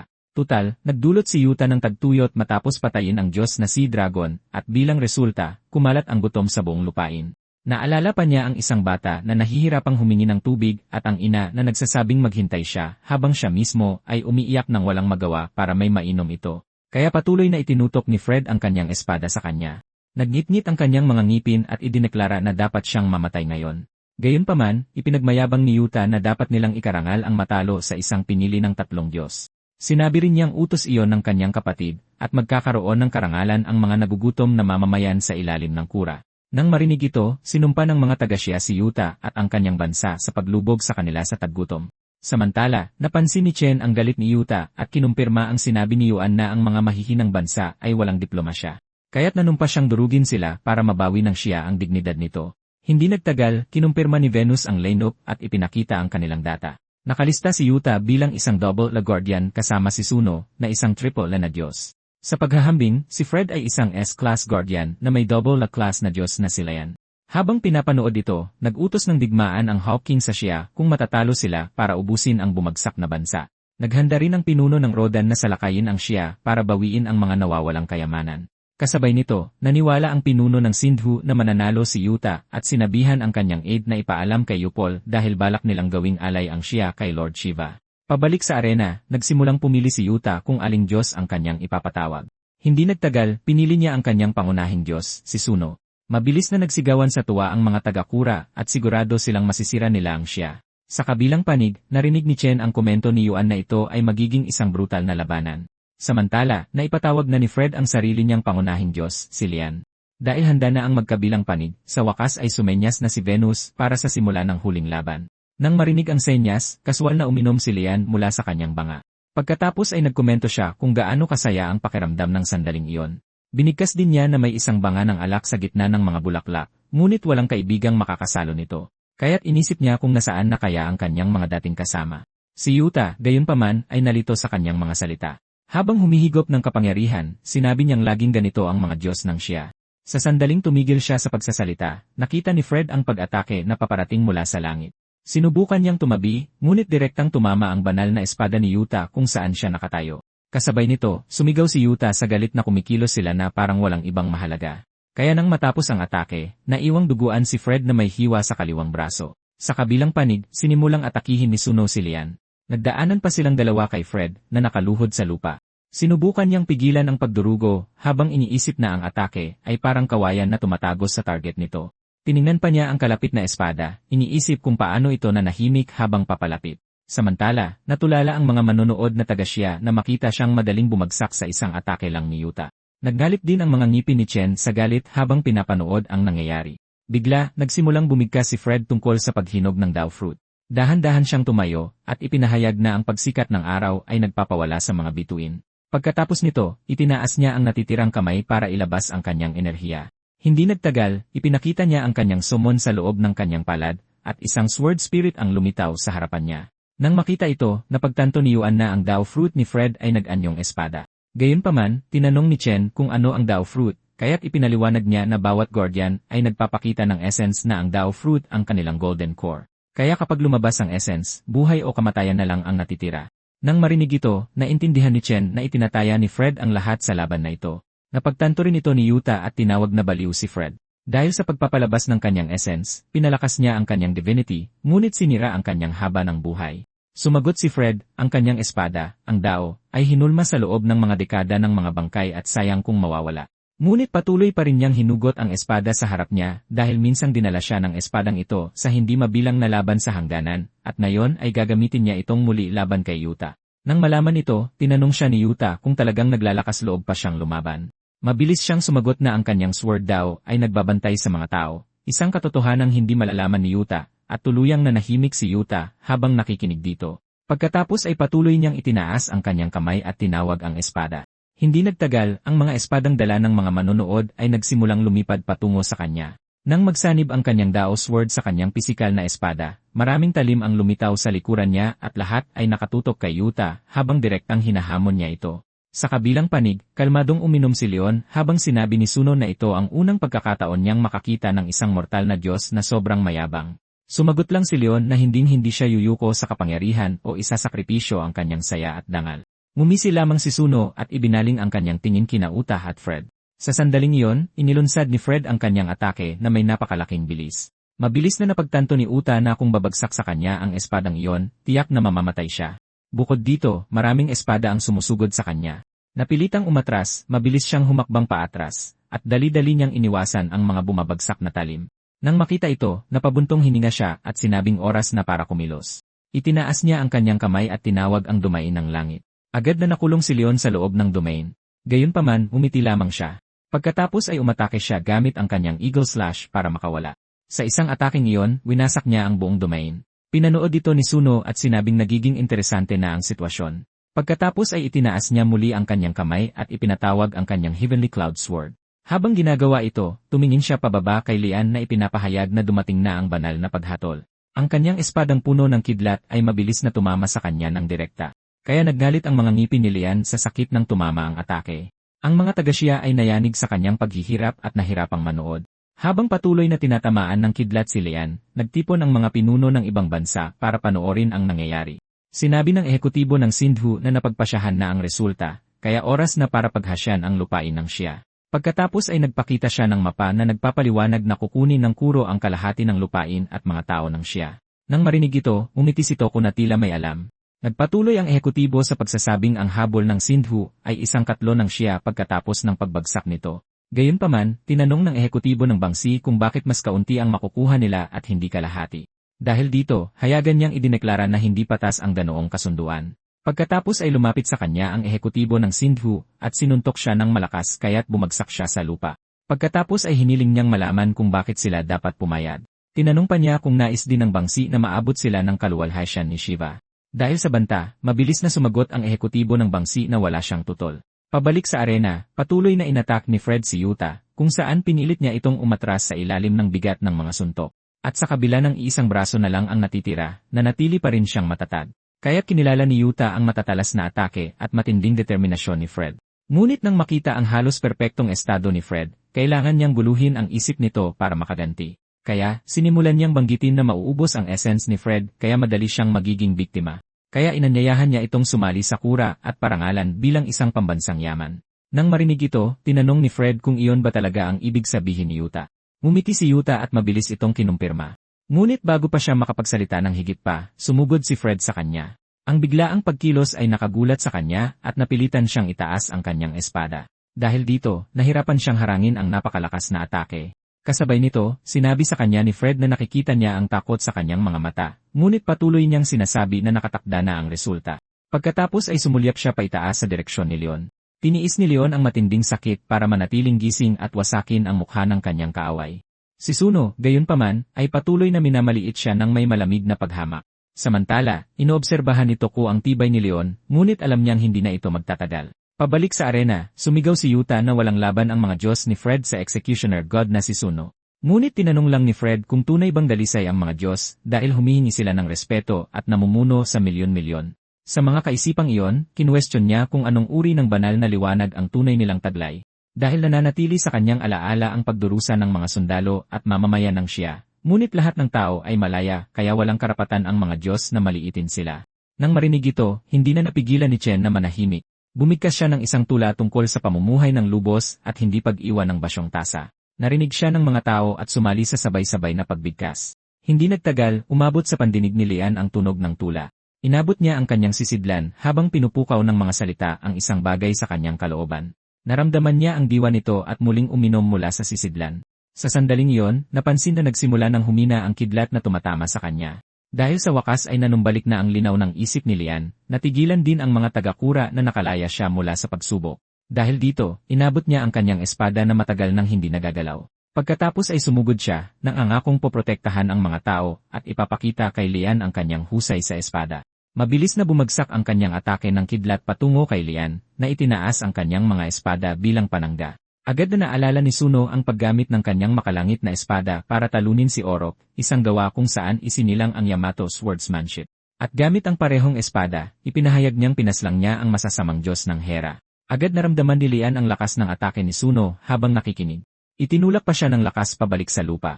Ang mga tagakura na nanonood ng laban ay naniniwalang naabot na ni Lian ang kanyang hangganan. Kinutya rin ni Suno na pambata ang pamamaraan ni Lian at nagtaka kung bakit iniiwasan niya ang mabilis na katapusan. Kasabay nito, sinabi ni Yuta na bigo ang pinakamalakas na atake ni Fred na tumagos sa kanyang depensa, kaya't ipinagmayabang niya na mas tatagal ang kanyang armor na gawa sa kulog kaysa sa papahinang lakas ni Fred. Sinabi naman ni Fred na kung hindi sapat ang isang espada, gagamit siya ng isa pa. Nangako rin siya na kung mabigo ang 10,000 espada, 10 milyon pa ang susunod. Dahil kahit mahirap ang landas sa hinaharap, magpapatuloy pa rin siya.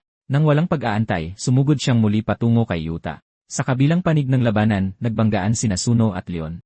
Habang sumisigaw si Suno, umalingaw ang kanyang pamamaraan sa Hera, kaya wala siyang karapatang humawak ng espada. Binaliwala ni Leon ang kanyang mga salita para itaas ang kanyang sisidlan at muling uminom. Sinamantala ni Suno ang pagkakataong iyon at sumugod sa kanya. Subalit, pagdating niya sa lugar, wala na roon si Leon. Nalito siya at mabilis na tumingala. Doon, nakita niya si Leon na lumulutang sa hangin habang nag-ipon ng kanyang enerhiya. Hindi nagtagal, nagpakita siya ng maraming espada at itinutok ang mga ito kay Suno. Ibinahagi pa niya na may magandang pangalan ang espada at tinawag itong Green Lotus Sword. Sinubukan ni Suno na takasan ang mga bumabagsak na espada habang ipinapatawag ang kanyang kulog. Sa kapangyarihang ito, nagawa niyang harangin ang mga paparating na espada. Nagduda ang mga manonood na siya kung hindi ba matatalo si Suno matapos salagin ang mga atake. Naunawaan din Yuan na malubha ang sitwasyon dahil inilabas na ni Lian ang kanyang pinakamalakas na kakayahan. Kaya't sa kanyang paningin, tila wala ng pag-asang natitira. Ngunit kumbinsido si Chen na ang immortal na eskrimador na kanyang naalala ay may mas malakas pang kapangyarihan. Sa sandaling iyon, sumugod si Suno habang idinedeklara na maaaring talunin ng pamamaraan ni Leon ang kura. Sa kasamaang palad para kay Leon, kaharap niya ang taong may dala ng pag-asa ng mundo. Sumigaw pa siya na lumalaban siya para sa mga tao habang umaatake. Gayunpaman, kinuwestiyon ni Liin kung tunay nga ba siyang lumalaban para sa mga tao. Sinabi niya na ang aura ni Sun O ay puno ng walang iba kundi pagpatay. Nang marinig ito, kumunot ang noo ni Sun O habang hinihiling na malaman kung ano ang ibig sabihin ni Liin. Sumagot si Liin na ang mga salitang iyon ay pawang mga dahilan lamang para itago ang kanyang tunay na pagkatao. Nagalit si Suno sa akusasyon at sumugod muli sa kanya. Nagpatuloy silang dalawa sa matinding pagbabanggaan, at hindi nagtagal, naputol sa gitna ang espada ni Lian. Nang makita ito, nagsimulang magtaka ang mga taga-Xia kung hindi na ba talaga mababago ang kahihinatnan. Nagsimula na ring dumugo si Lian habang iniisip ang mahirap na landas sa hinaharap. Bumagsak siya habang naaalala na hindi siya kailanman nalanta, ngunit ngayon ay nahaharap siya sa kamatayan dahil sa isang dayuhang Diyos. Nang marinig ito, napagtanto ni Chen na hindi pa rin sapat ang mga tulang kanilang binigkas. Kaya't sinabihan niya ang iba na bigkasin ang mga tula sa libro para magbigay ng lakas sa immortal na eskrimador, ngunit itinama niya ang kanyang sarili sa pagsasabing si Lian ay isang immortal na makata. Pagkatapos ay inutusan niya silang basahin ang ikatlong tula sa pahina 5 at magpatuloy sa tula sa pahina 7. Dahil dito, pinangunahan niya silang bigkasin ang taludtod tungkol sa hindi pag-iwan ng baka sa paglalakbay ng buhay. Habang umaalingaw-ngaw ang mga salita, dahan-dahang nanumbalik ang lakas ni Lian habang nakikinig sa mga tulang bago sa kanya. Itinaas niyang muli ang espada habang nararamdaman niyang dumadaloy sa kanyang dugo ang mga tulang ito at ang kanyang paglalakbay. Nasaksihan ito ni Sun O at hindi niya maitago ang kanyang pagkagulat. Bago pa siya makabawi, isinigaw ni Chen na umabot sa 30,000 milya ang sword ki. Sa deklarasyong iyon, milagrosong pinahaba ni Leon ang kanyang sirang espada at tinamaan si Sun O. Sinunog ng atake ang mukha ni Sun O at galit niyang itinanong kung paano iyon naging posible. Gayunpaman, matagumpay siyang nagalit ni Leon kaya't muli niyang inilabas ang kanyang mga espada. Naalala ng mga tagakura na nanonood na si Suno ang Diyos ng makalangit na kulog. Kaya't kinuwestiyon nila ang kanyang madilim na aura at ang kanyang kabanalan na naging uhaw sa dugo. Pagkatapos ay tumingin sila kay Lian at nagtaka kung ano ang ginawa niya sa kanilang Diyos. Samantala, sinabi ni Chen na ang paghamak ni Yuta sa mga buhay ay nagbunyag na ng katotohanan. Idiniin niya na ang tunay na kalikasan ni Suno ay kalupitan at pagpatay. Noong nakaraan, sinabihan ni Yuta ang kanyang mga tauhan na tiyakin ang kaligtasan ng alay na dugo. Nagtatanong ang mga inosenteng tao kung ano ang kanilang nagawang mali, ngunit sinipsip pa rin ni Suno ang kanilang buhay. Kaya sinabi ni Chen na ang impluensya ng Diyos ang humuhubog sa napili, at sila ay malalim na magkaugnay. Sa arena, malamig na sinabi ni Suno kay Lian na mamamatay na siya sa pinakakaawa-awang paraan. Sa mga salitang iyon, ipinatawag niya ang madilim na gabi ng pagkabulok. Isang makapal na itim na usok ang nagsimulang lumabas mula sa kanyang espada at mabilis na sumugod patungo kay Lian. Tumaas ang galit ni Chen nang makita niyang naging hindi na mabasa ang pagbaba ni Suno sa kadiliman. Si Bill, na nakatayo sa malapit, ay narinig ang mga salitang ito at hindi makapagsalita. Samantala, lumundag palayo si Lian sa pagtatangkang iwasan ang madilim na usok, ngunit patuloy siyang hinabol nito nang walang tigil hanggang sa tuluyan siyang makorner. Di nagtagal, tuluyan na siyang nilamon ng maitim na usok. Halos matumba si Yuan sa panonood nito, ngunit mabilis siyang inalalayan ni Bill. Pagkaraan ng ilang sandali, sa wakas ay muling lumitaw si Lian matapos gumamit ng isang harang para protektahan ang kanyang sarili. Gayunpaman, nawala na ang kabataan sa kanyang mukha. Nakita ng mga tao ang kanyang biglaang pagtanda at nanginig sa isang kapangyarihan sa oras. Sinabi rin iyan na tila mas nakakatakot si Sono matapos magpadala sa kadiliman. Gayunpaman, naniniwala pa rin si Chen na may pag-asa dahil si Leon ay hindi lang isang immortal na eskrimador, kilala rin siya bilang pinakamagaling na immortal na makata sa kasaysayan.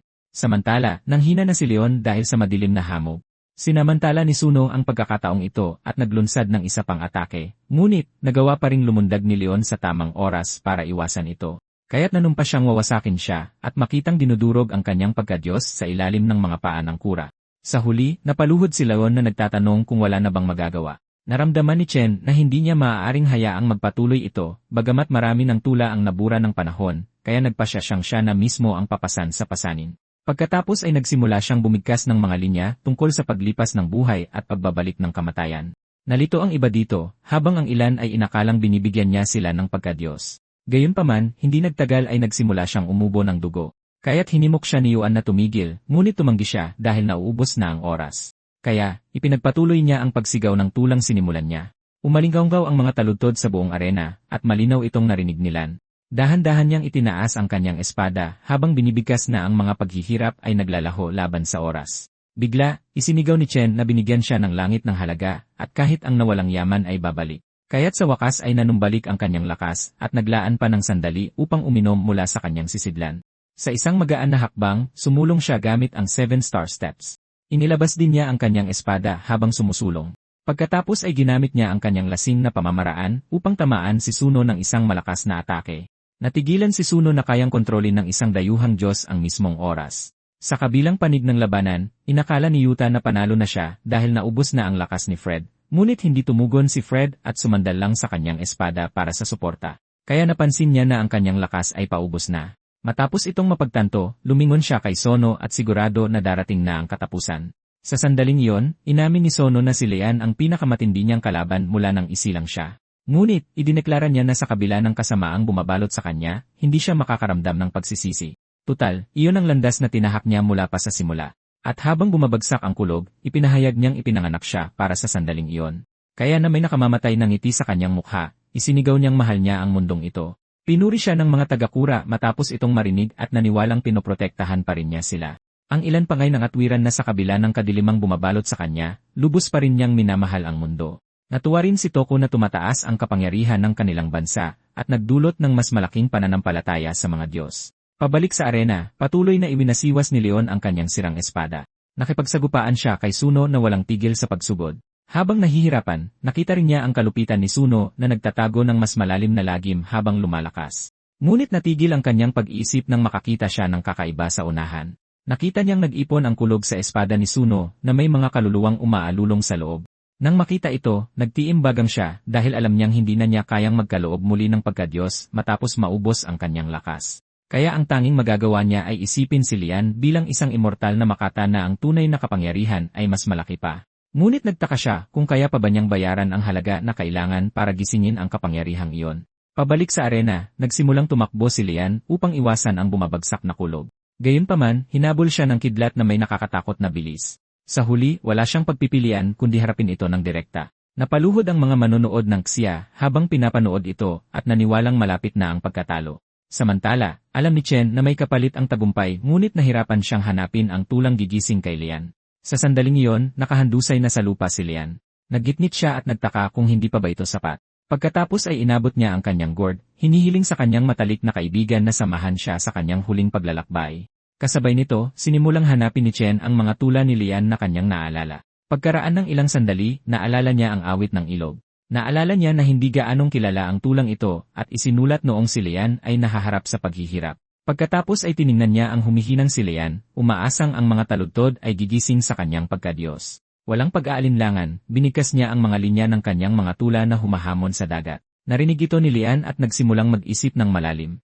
Lalo pa siyang natigilan nang marinig ang isang boses na nangangakong susulat ng isang tula na hihigit sa lahat ng makata. Pagtingin sa pinagmulan, nakita niya ang isang pamilyar na anyo sa kanyang likuran. Nakita niya ang kanyang sarili na itinataas ang kanyang pinsel, habang binabasa ng iba ang kanyang tula, at sinabing hindi siya kilala, ngunit malinaw na may talento. Pagkatapos ay patuloy siyang nakinig sa mga salita ng pagkatakot sa kabataan, at sa kanyang mga tula na nagpakilos sa mga Diyos. Hindi nagtagal matapos niyang marinig si Chen na inuulit na ang buhay ay dapat isabuhay ng lubos. Sa sandaling iyon, nagbalik sa kanyang alaala ang mga karanasan sa kanyang mapanganib na buhay noong nabubuhay pa siya. Si Chen naman ay balisang naghihintay sa kanyang tugon. Hindi nagtagal, itinaas ni Leon ang basag na talim, na naging pinsel sa kanyang paningin, muli itong nag-apoy, at sinabi niyang naintindihan na niya kung sino siya. Ibinulong niya na ang espada ay ang kanyang kabataang espiritu bilang isang immortal na makata. Sa realisasyong iyon, tinamaan niya si Suno kahit nasa malaking distansya. Ang biglaang pag-atake ay ganap na nagulat kay Suno, at hindi nagtagal ay nakahandusay siyang walang galaw sa lupa. Pagkatapos nito, sinabi ni Leanne sa kanya na hindi na niya kailangan ang pasanin at maaari na siyang magpahinga. Habang binibitawan ang mga salitang iyon, dahan-dahang naglaho sa hangin ang katawan ni Suno. Matapos maglaho si Suno, nakita niya ang kanyang sarili na binibigkas ang tungkol sa mga sigaw ng unggoy na umaalingaw-ngaw sa buong ilog. Nang matapos ang tula, nakita niya ang kanyang sarili sa isang bangka na nakalampas na sa libu-libong bundok. Sa kabilang panig ng arena, nagulat si Yuta na makitang naglaho ang espiritu ni Suno, ngunit iginiit pa rin niya na hindi mahalaga kahit natalo na ang kanyang Diyos. Dala ang paniniwalang iyon, sumugod siya papunta kay Fred at isinigaw na nakatayo pa rin siya. Gayunpaman, hindi man lang itinaas ni Fred ang kanyang ulo para tingnan siya. Sa halip, mahinahon niyang itinulak pasulong ang kanyang espada. Agad na tumama ang atake at naging sanhi ng pagkawala ng malay ni Yuta. Nang makita ito, nagpanik ang mga taga-kura na sila ay natalo. Sa kabaligtaran, sumabog sa tuwa ang mga manonood ng siya para sa kanilang dramatikong pagbabalik. Marami sa kanila ang nagsimulang purihin si Chen at ibigay sa kanya ang buong kredito para sa tagumpay, ngunit naantala sila nang ituro ni Hans si Fred sa arena. Nakita nila si Fred na kalmadong nakaupo sa lupa habang si Leon ay nakatayo sa kanyang likuran. Isang luntiang ulap ang pumalibot sa kanya. Pagkatapos ay unti-unting luminaw ang anyo ni Leon sa kanyang likuran. Di nagtagal, ipinakita ng kanyang profile na umangat siya sa double A rank, habang si Leon ay umabot sa triple A. Matapos itong mapansin, bumulong siya tungkol sa muling pagsilang at lakas na nagmula sa pagkasira. Nagalak din si Yuan nang makitang gumawa si Fred ng bagong tao essence at tumaas ng ranggo kasama ang kanyang Diyos. Gayunpaman, tinanong ni Bill kung ano ang bagong tao essence na ito, kaya ipinaliwanag niya na ito ay isang tao na walang kapantay sa parehong tula at espada. Nang marinig ito, hindi napigilan ni Bill na sulyapan si Chen sa malapit. Pagkatapos ay inamin niya na hindi niya inaasahan na magdadala siya ng napakaraming sorpresa. Pabalik sa arena, nagsalita si Leon tungkol sa mga magigiting mula sa wulin na sumasakay sa hangin ng tagsibol. Habang umaalingaw ang mga salita, isang malambot na dilaw na liwanag ang nagsimulang pumalibot kay Fred. Di nagtagal, dahan-dahang bumalik ang kanyang naputol na braso. Nang makita ito, halata ang kanyang pagkagulat. Ngunit hindi nagtagal ay tumingin siya sa mga manonood ng may ngiti. May taos pusong pasasalamat, pinasalamatan niya si Chen na nanonood sa malapit. Sumagot naman si Chen sa pamamagitan ng pagngiti pabalik sa kanya. Pagkatapos, bumalik si Venus upang ipahayag ang pagkapanalo ng siya laban sa Kura sa unang round ng preliminaries. Binati rin niya sila sa wakas na pagkamit ng tagumpay. Pagkatapos ay tinawag niya si Chen sa entablado upang tanggapin ang mga samsam ng digmaan. Nagulat si Chen dito at nag-atubili saglit.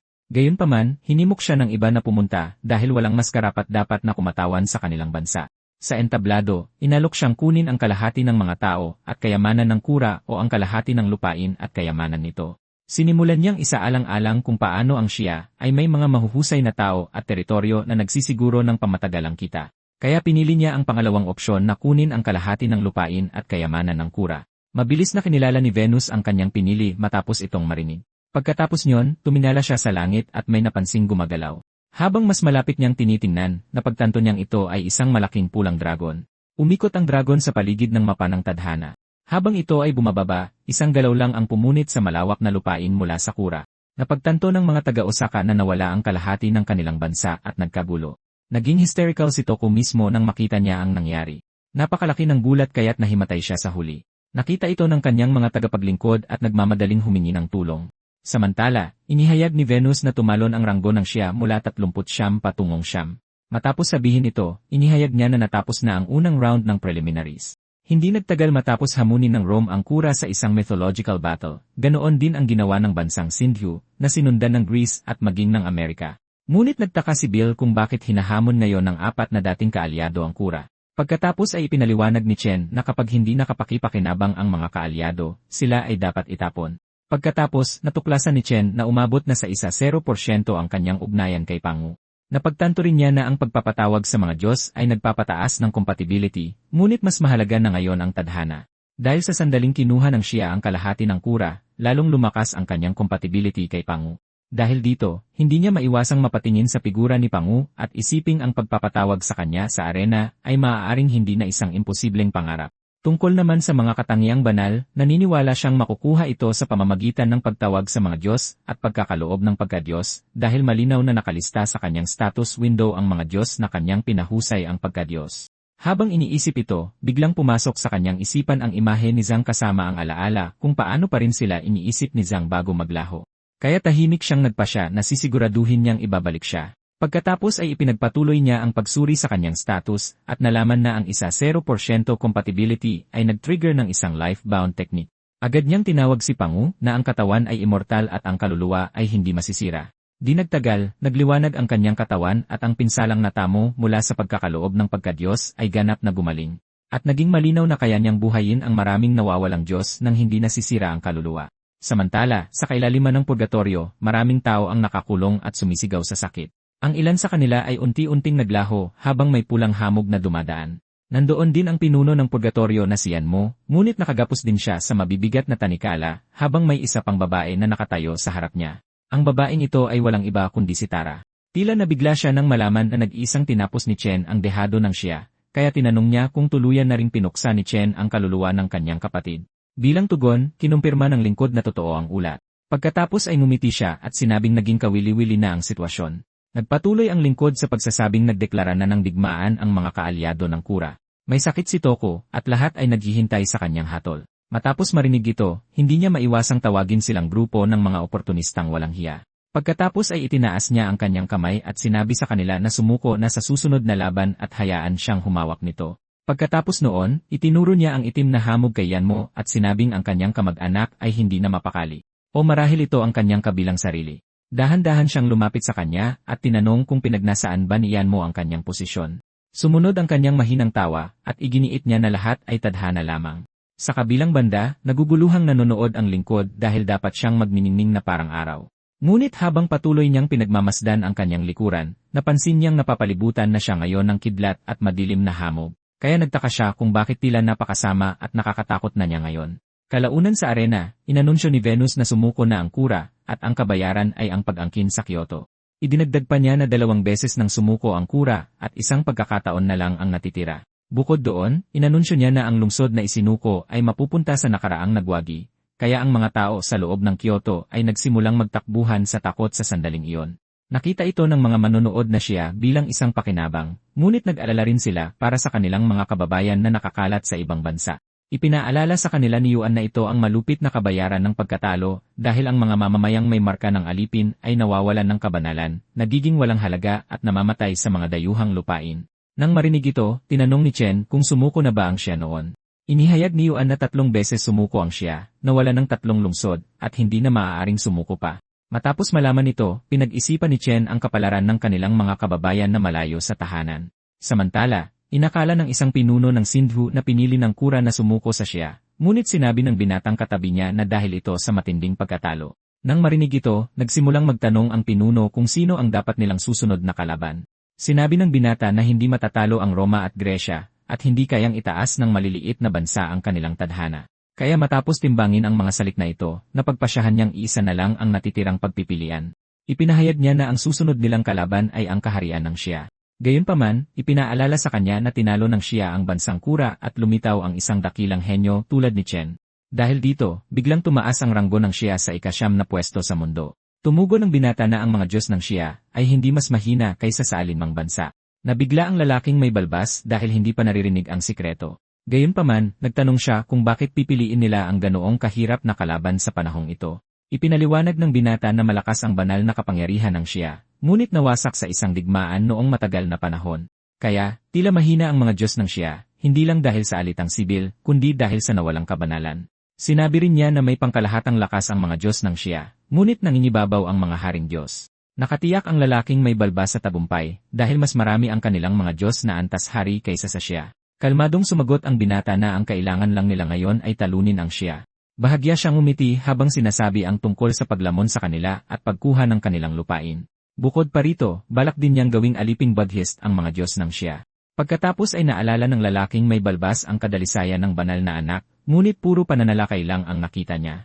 Pabalik sa entablado, inanunsyo ni Venus na kailangan ng Sindhu na pumili ng bagong kalaban, kaya sinimulan na niyang ihayag kung aling bansa ang makakaharap nila. Mabilis na nagdasal ang mga taga-Xia na sanay hindi sila mapili dahil malakas din ang Sindhu. Sa kasamaang palad para sa kanila, agad tinawag ni Venus ang pangalan ng kanilang bansa.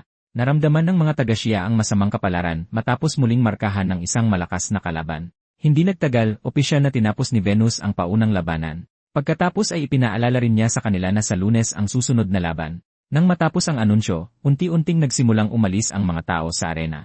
Gayunpaman, nanatili si Chen at nag-isip ng malalim. Kalaunan sa sentro ng paghahanda para sa digmaan, nagtipon-tipon ang mga pinuno ng Xia. Gayunpaman, ang isip ni Chen ay nanatili sa mga pinalayas mula sa kanilang mga tahanan. Dahil dito, tinanong niya si Fred kung aling tatlong lungsod ang dating isinuko ng Xia. Malinaw na nagulat si Fred sa tanong, ngunit sumagot pa rin siya. Sinabi niya na ang mga teritoryong isinuko ay Yezhou, Guangdao, at Macau, kung saan ang Yezhou ang pinakamataba. Gayunpaman, mahigit 50 taon na ang nakalipas mula nang mawala ang Yezhou sa pamamagitan ng 5 banal na labanan. Nang marinig ito, tinanong ni Chen kung sinubukan na ba ng Xia na bawiin ang nawalang teritoryo. Ipinaliwanag ni Fred na ginamit ng Xia ang lahat ng lakas para labanan ang mga kaaway, kaya wala nang natirang puwersa para bawiin ang isinukong teritoryo. Nagulat si Chen nang marinig ang paliwanag na ito. Ngunit nagpasya siyang hindi dapat tanggapin ang pagkatalo at nanumpa na babawiin ang mga teritoryo. Kaya hiningi niya kay Fred ang listahan ng mga namumunong Diyos ng Xia. Mabilis na nagtanong si Fred kung gagamitin niya ang mga namumunong Diyos para bawiin ang mga lupain. Nagbabala rin siya na halos imposible ang gawain dahil wala pang sinuman ang nagtagumpay. Sa kabila ng babala, sinabi ni Chen na hindi niya kayang panoorin ang mga taga-Xia na magdusa sa pagkaalipin ng dayuhan. Kaya sa wakas ay pumayag si Fred at piniling magtiwala sa kanya. Hindi nagtagal, sinimulan niyang suriin ang mga Diyos na pag-aari ng Xia. Nakita niya na karamihan ay mga Diyos na tao ng nakaraan na matapang sa labanan, ngunit si Haring Zhu ay nasa ranggong B lamang. Biglang, sinabi ni Fred na mahina ang mga Diyos na tao, at malalakas ang mga Diyos na demonyo, kaya bihira sila. Kahit na, nagpasya si Chen na pumili ng 3 Diyos na tao mula sa listahan. Pagkatapos ay nagkomento si Fred na si Bai at Nezha ay kilala, ngunit kulang sa kapangyarihan si Zhu. Kalaunan, nakipagkita si Chen sa banal na tagapag-alaga ni Zhu para bigyan si Zhu ng bagong kabanalan. Pagkatapos ay nagalak ang tagapag-alaga ni Zhu nang malaman niyang 70% na ang kanilang ugnayan. Namangha rin si Yuan nang tumaas si Zhu sa loob lang ng ilang sandali mula sa ranggong AC patungong double A. Ngunit nagsimula siyang mag-alala na baka masyadong mabigat ang kabayarang kailangang bayaran ni Chen, kaya agad niya itong hinimok na huwag nang ituloy. Sa sandaling iyon, biglang napuno ng madilim na hamog ang isip ni Chen. Nagngalit ang kanyang mga ngipin habang bumabalot sa kanyang katawan ang isang madilim na aura. Gayunpaman, mabilis niyang pinakalma ang sarili at pinagana ang kasanayang 9 cycle. Sa tulong nito, unti-unting nawala ang madilim na aura at muling naging matatag ang lakas sa loob ng kanyang katawan. Isang bahagyang ngiti ang sumilay sa kanyang mukha dahil pinawalang bisa ng 9 cycles ang pinsala sa kaluluwa. Ikinagalak din niya ang pagkakatuklas na ito dahil maaaring bumalik na sa lalong madaling panahon ang kabanalan ng mga Diyos ng Xia. Kaya, tiniyak niya kay Yuan na si Pangu ang kanyang Diyos at pinawalang bisa niya ang pinsala sa kaluluwa. Malinaw na nabigla si Yuan nang marinig ang revelasyong ito. Samantala, umangat si tagapangalagayang sa ranggong double A kasama ang kanyang pangunahing Diyos, si Zhu. Kaya pareho silang nagpasalamat ni Zhu kay Chen sa pagbibigay ng bagong kabanalan at tinanggap sila ni Chen. Pagkatapos ay naisip ni Chen si Zhu na hindi kailanman tumawid sa ilog daon ngunit nanatiling isang dakilang bayani. Bagamat ang kanyang kaluwalhasyan ay hindi kailanman tunay na nasaksihan o naramdaman ng mga sumunod na henerasyon, naniniwala siyang mula sa sandaling ito, makikita muli si Zhu ng mundo. Sakto, isang babae ang lumapit sa kanya at tinawag siyang idolo, kaya binati niya ito pabalik. Kasabay nito, ang pangunahing Diyos ng babae na si Nezha ay pinagmamasdan siya ng may matinding pagtataka. Pagkatapos ay sinabi ni Nezha na naramdaman niya ang aura ng kanyang ninuno sa kanya. Nang marinig ito, napagtanto ni Shen na nilikha ni Pangu ang 3 kadalisayan at si Tai ay tinuruan ng pinuno nito. Dahil alagad ni Tai, si Nezha ay itinuturing na apo sa tuhod na disipulo ni Pangu. Sa sandaling iyon, sa wakas ay naramdaman ni Nezha ang presensya ni Pangu. Pinanood ni Chen si Nezha na lumuhod at naisip ang kanyang pagiging dalisay na parang bata na walang pagmamahal ng ama. Kaya itinaas niya ang kanyang kamay kay Nezha na naantig sa pagbabantay ng ninuno sa kanya. Sa kilos na yon, sinimulan niyang bigyan siya ng bagong kabanalan. Si Nezha na nakaluhod pa rin ay biglang nakaramdam ng pagbabago. Mabilis siyang tumayo habang nagsimulang magbago ang kanyang katawan. Kasabay nito, natuklasan ng kanyang guardian na ang kanilang compatibility ay tumaas mula 30% hanggang 80%. Nagpakita rin si Pangu at itinaas ang kanyang kamay patungo kay Nezha. Sa isang mabilis na kilos, nagkaroon si Nezha ng 3 ulo at 6 na braso. Nang makita ang pagbabagong ito, agad na yumuko si Nezha kay Pangu bilang pasasalamat. Pagkatapos noon, kaswal siyang nakipag-fist bump sa kanyang guardian na si Lily, na isa na ngayong La-rank guardian. Sinabi rin ni Lily na karapat-dapat talagang maging idol niya si Chen dahil nagulat siya sa kapangyarihan ni Nezha. Sa malapit, pinanood niya na ang lahat ng nangyayari na may halatang pananabik. Sumulyap si Chen sa kanya at naalala na binigyan na niya ng pagkadyos si Bai na magaling sa estratehiya. Pagkatapos noon, sinabi niya sa kanila na maaaring harapin nila ang mahihirap na gawain para bawiin ang mga teritoryo. Dahil dito, nagtipon sila sa paligid ng isang mapa. Pagkatapos ay sinabi ni Chen na ang mga Divine Battle ay nagpapanatiling matibay sa mga kabisera, ngunit nag-iwan sa mga kolonyal na teritoryo na mahina. Kaya inutusan niya si Fred na mag-ayos ng 30,000 tauhan sa ilalim ni Nezha, Zhu at Bai para bawiin ang mga lupain. Gayunpaman, nagbabala si Bill na hindi kayang sirain ng 1,000,000 sundalo ang mga lungsod kahit paggamit ang kakayahan ni Chen. Ngunit ipinaalala sa kanya ni Fred na kung wala si Chen, hindi masukat ang magiging kawalan ng siya. Dahil doon, dapat silang maglagay ng mas malaking tiwala sa kanya at sa kanyang kakayahan. Pagkatapos ay sinabi ni Chen na gusto rin niyang i-broadcast ng media ng live ang pag-atake para palakasin ang morale. At dahil si Tayan ang namamahala sa media, hiniling niya kay Yuan na asikasuhin ito, ngunit nag-atubili si Yuan. Nag-aalala siya na baka mapahiya sila ng broadcast at bumaba ang morale. Gayunpaman, tiniyak sa kanya ni Chen na mananalo sila sa laban na ito. Kinabukasan, sa wakas ay nag-utos si Chen na abisuhan si Nezha na maghanda para sa isang divine battle habang siya at si Yuan ay nanonood ng live broadcast mula sa command room. Samantala, sa Yuzhou, na isa na ngayong kolonya ng Sindhu, naghihintay si Nezha kasama ang kanyang hukbo. Hindi kalayuan, may isa pang puwersa na naghihintay na sa kanila. Pinamumunuan ang hukbo ni Brahma na pinagalitan si Nezha sa pagpasok sa teritoryo ng Sindhu. Nang makita ang eksenang ito, hindi mapigilan ni Yuan na magtaka kung paano napunta roon si Brahma. Napansin din ni Chen na nananatiling maimpluwensya si Brahma at bihirang magpakita sa malalayong kolonya. Habang iniisip niya ito, nanatiling nakatutok ang kanyang tingin kay Nezha. Pagkatapos ay napagtanto niya na maaaring mahirapan pa rin siyang labanan si Brahma kahit nagamit ang buong lakas. Bumalik sa larangan ng digmaan, kinuwestiyon ni Nezha ang sinabi ni Brahma na ang lupain ay pag-aari ng Sindhu. Idiniin niya na ang Yezhou ay pag-aari ng Xia mula pa noong sinaunang panahon, kaya walang karapatan si Brahma. Pagkatapos ay itinaas niya ang kanyang sibat na idinedeklarang dumating siya para bawiin ang lupain ng Xia. Nang marinig ito, hindi mapigilan ni Yuan na kwestiyonin ang kumpiyansa ni Nezha dahil sa buong lakas, para lang siyang langgam sa harap ni Brahma. Naging hindi rin mapakali si Chen at naisip na may mali sa kilos ni Nezha. Samantala, itinaas ni Brahma ang kanyang kamay at sinabing hindi niya inaasahan na si Nezha ay anak ni Buddha. Sinasabi rin niya na ang Budismo ay konektado sa Sindhu at hiniling sa kanya na sumali sa ngalan ng kalooban ng langit. Gayunpaman, idineklara ni Nezha na ang kanyang kapalaran ay pag-aari niya at hindi ng langit. Nang walang pag-aalinlangan, iginapos niya si Brahma gamit ang kanyang pulang telang sutla. Pagkatapos ay sumugod siya, sumisigaw na kahit ang Budismo ay walang karapatang magpasya sa kanyang tadhana.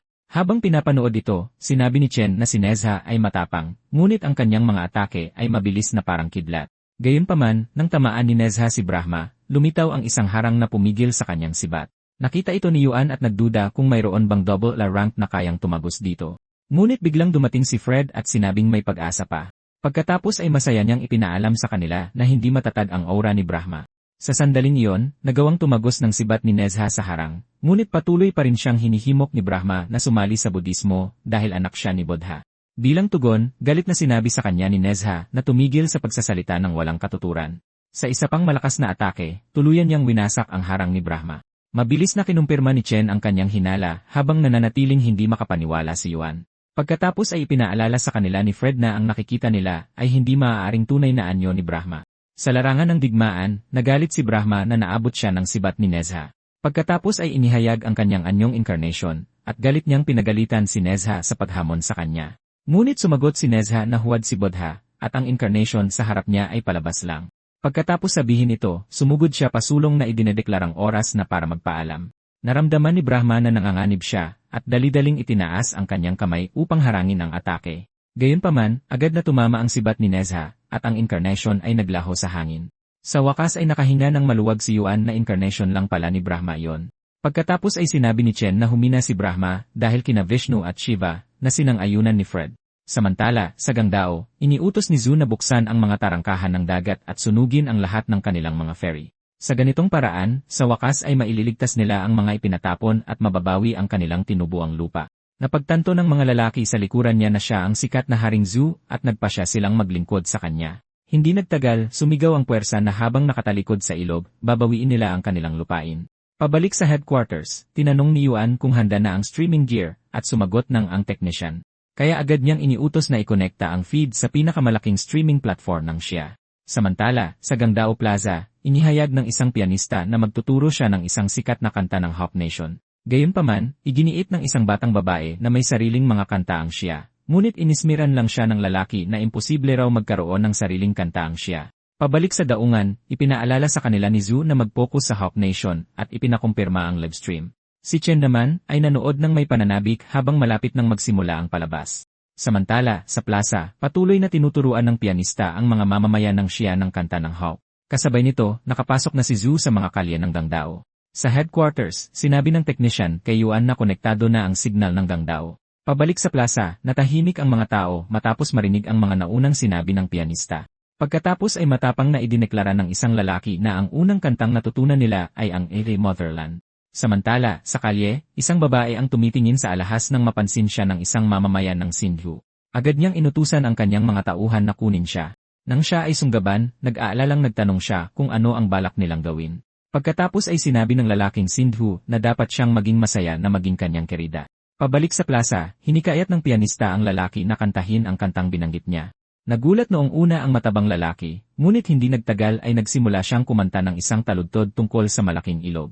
Sumali rin sa pagkanta ang isang babae sa tabi niya, habang tahimik na nakatayo ang pianista at nakikinig. Hindi nagtagal, mas maraming tao ang nagsimulang sumali sa kanta at pinuno ang plaza ng himig, kaya hindi maitago ng pianista ang pagkasuklam na lumalaki sa kanyang mukha. Sa kabilang banda, iwinasiwas ang kamay ng lalaking Sindhu bago niya pamasunggaban ang babae.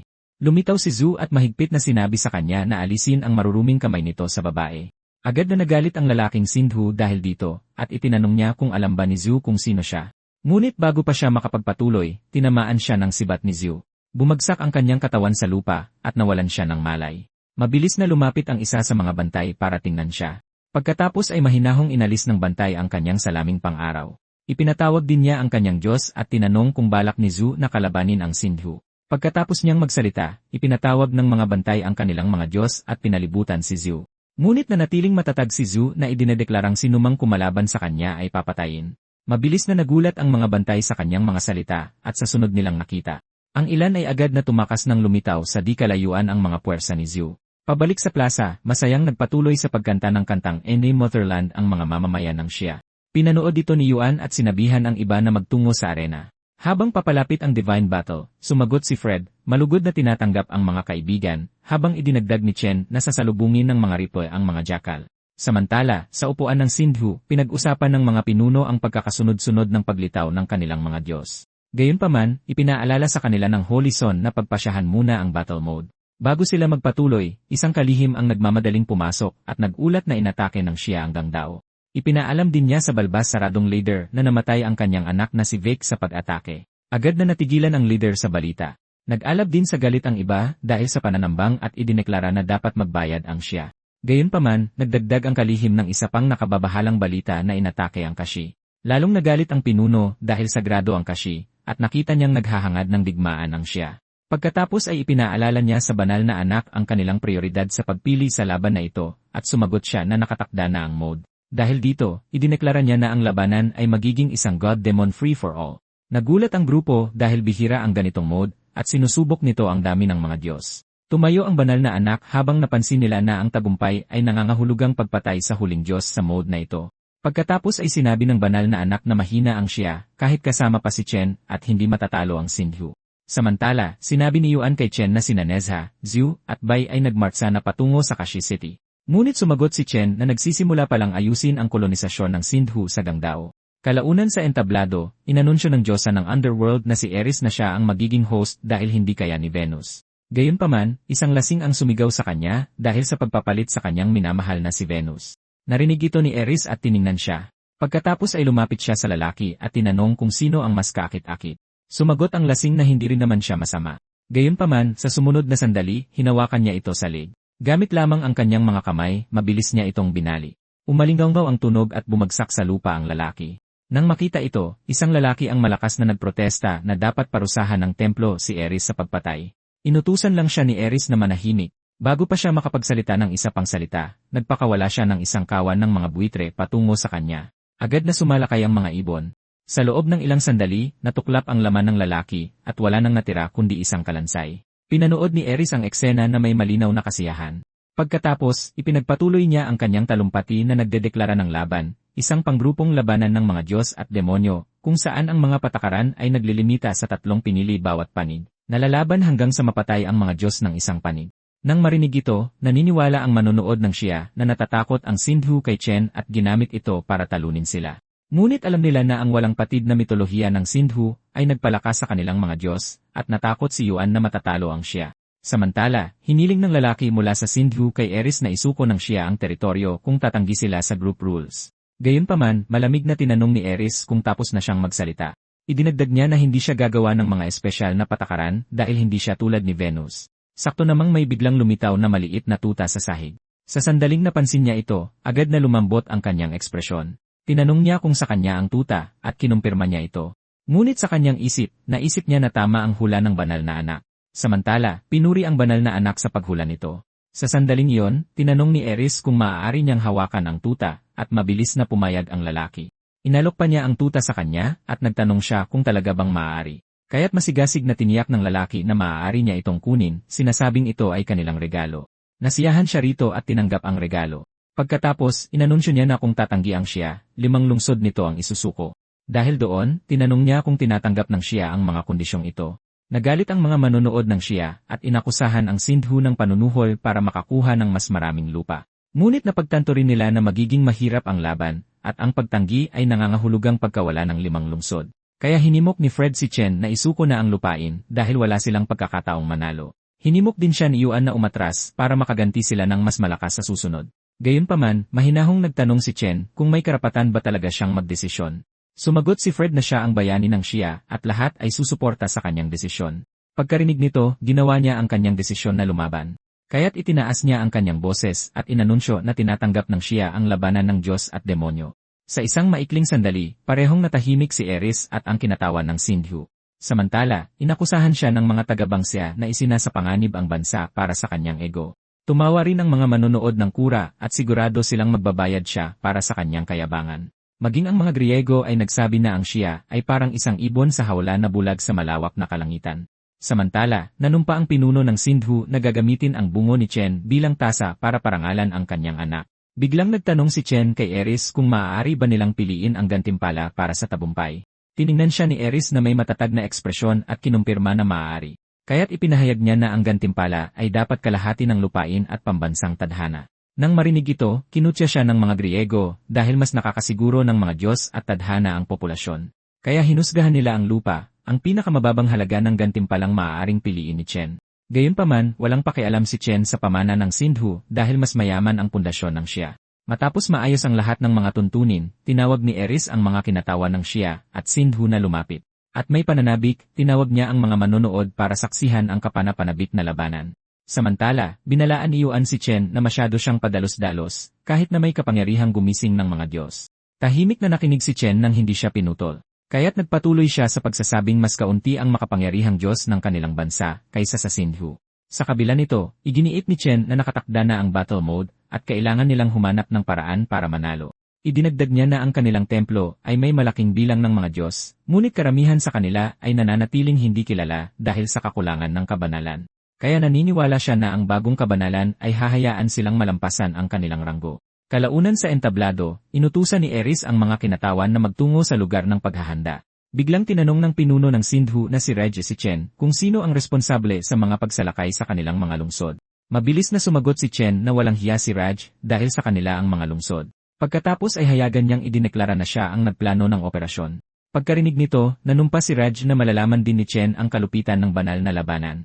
Pagkaraan ng ilang oras, inanunsyo ni Eris na ang unang laban ay sa pagitan ng Greece at Kura.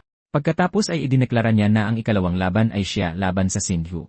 Dahil doon, sinabihan niya silang magpahinga sa lugar ng paghahanda. Idiniin din niya na bawat laban ay magiging isang God-Demon group battle. Nang marinig ito, nagulat ang banal na anak na pumili ang Greece ng group battle at pumayag ang Kura. Pagkatapos ay sinabi ng executive na ang Greece ang magiging pinakamalakas nilang kalaban matapos lamunin ang Kura. Gayunpaman, iginiit niya na wala silang katatakutan kapag nalaman na nila ang siya. Hindi nagtagal, nagsimula ang unang laban kung saan si Helio ng Greece ang unang humawak sa bato, at agad niyang ipinatawag ang Diyos na si Apollo. Nang makita ito, itinuro ni Yana na inilabas ng Greece ang Diyos ng araw. Ipinaliwanag naman iyon na si Apollo ay isa sa 12 Olympian at anak ni Zeus at Leto. Ang kapangyarihan niya ay mas mababa rin sa God King, ngunit pinarangalan siya ng Greece sa pamamagitan ng pagtawag sa kanya. Pabalik sa arena, ipinatawag ni Helios sina Apollo, Neptune, ang Diyos ng dagat, at si Vulcan, ang Diyos ng apoy. Pagkatapos ay napansin ni Yuan na halos pinakamalakas na ang lineup, at naglalayon ang Greece na manalo dahil kulang sa karibal ang Kura. Samantala, hinawakan ng kinatawan ng Kura ang kristal para ipatawag ang kanyang pinili. Hindi nagtagal, ang Diyos na lumitaw ay si Terra mismo. Nang makita siya, napansin ni Helios na mas malaki ang kanyang kabanalan kaysa dati. Naramdaman din ni Yuan ang pagbabago sa kanyang aura, kahit na pareho sila ni Apollo ng Sun attributes. Bukod sa kanya, napansin ni Bill na karaniwang bahagyang mas mahina si Terra kaysa kay Apollo. Ngunit ngayon habang magkaharap sila, tila lumalaki ang agwat sa pagitan nila. Nakita rin ng banal na anak na lumakas si Terra, ngunit kulang pa rin ang mga Diyos ng Kura para harapin sina Neptune at Vulcan.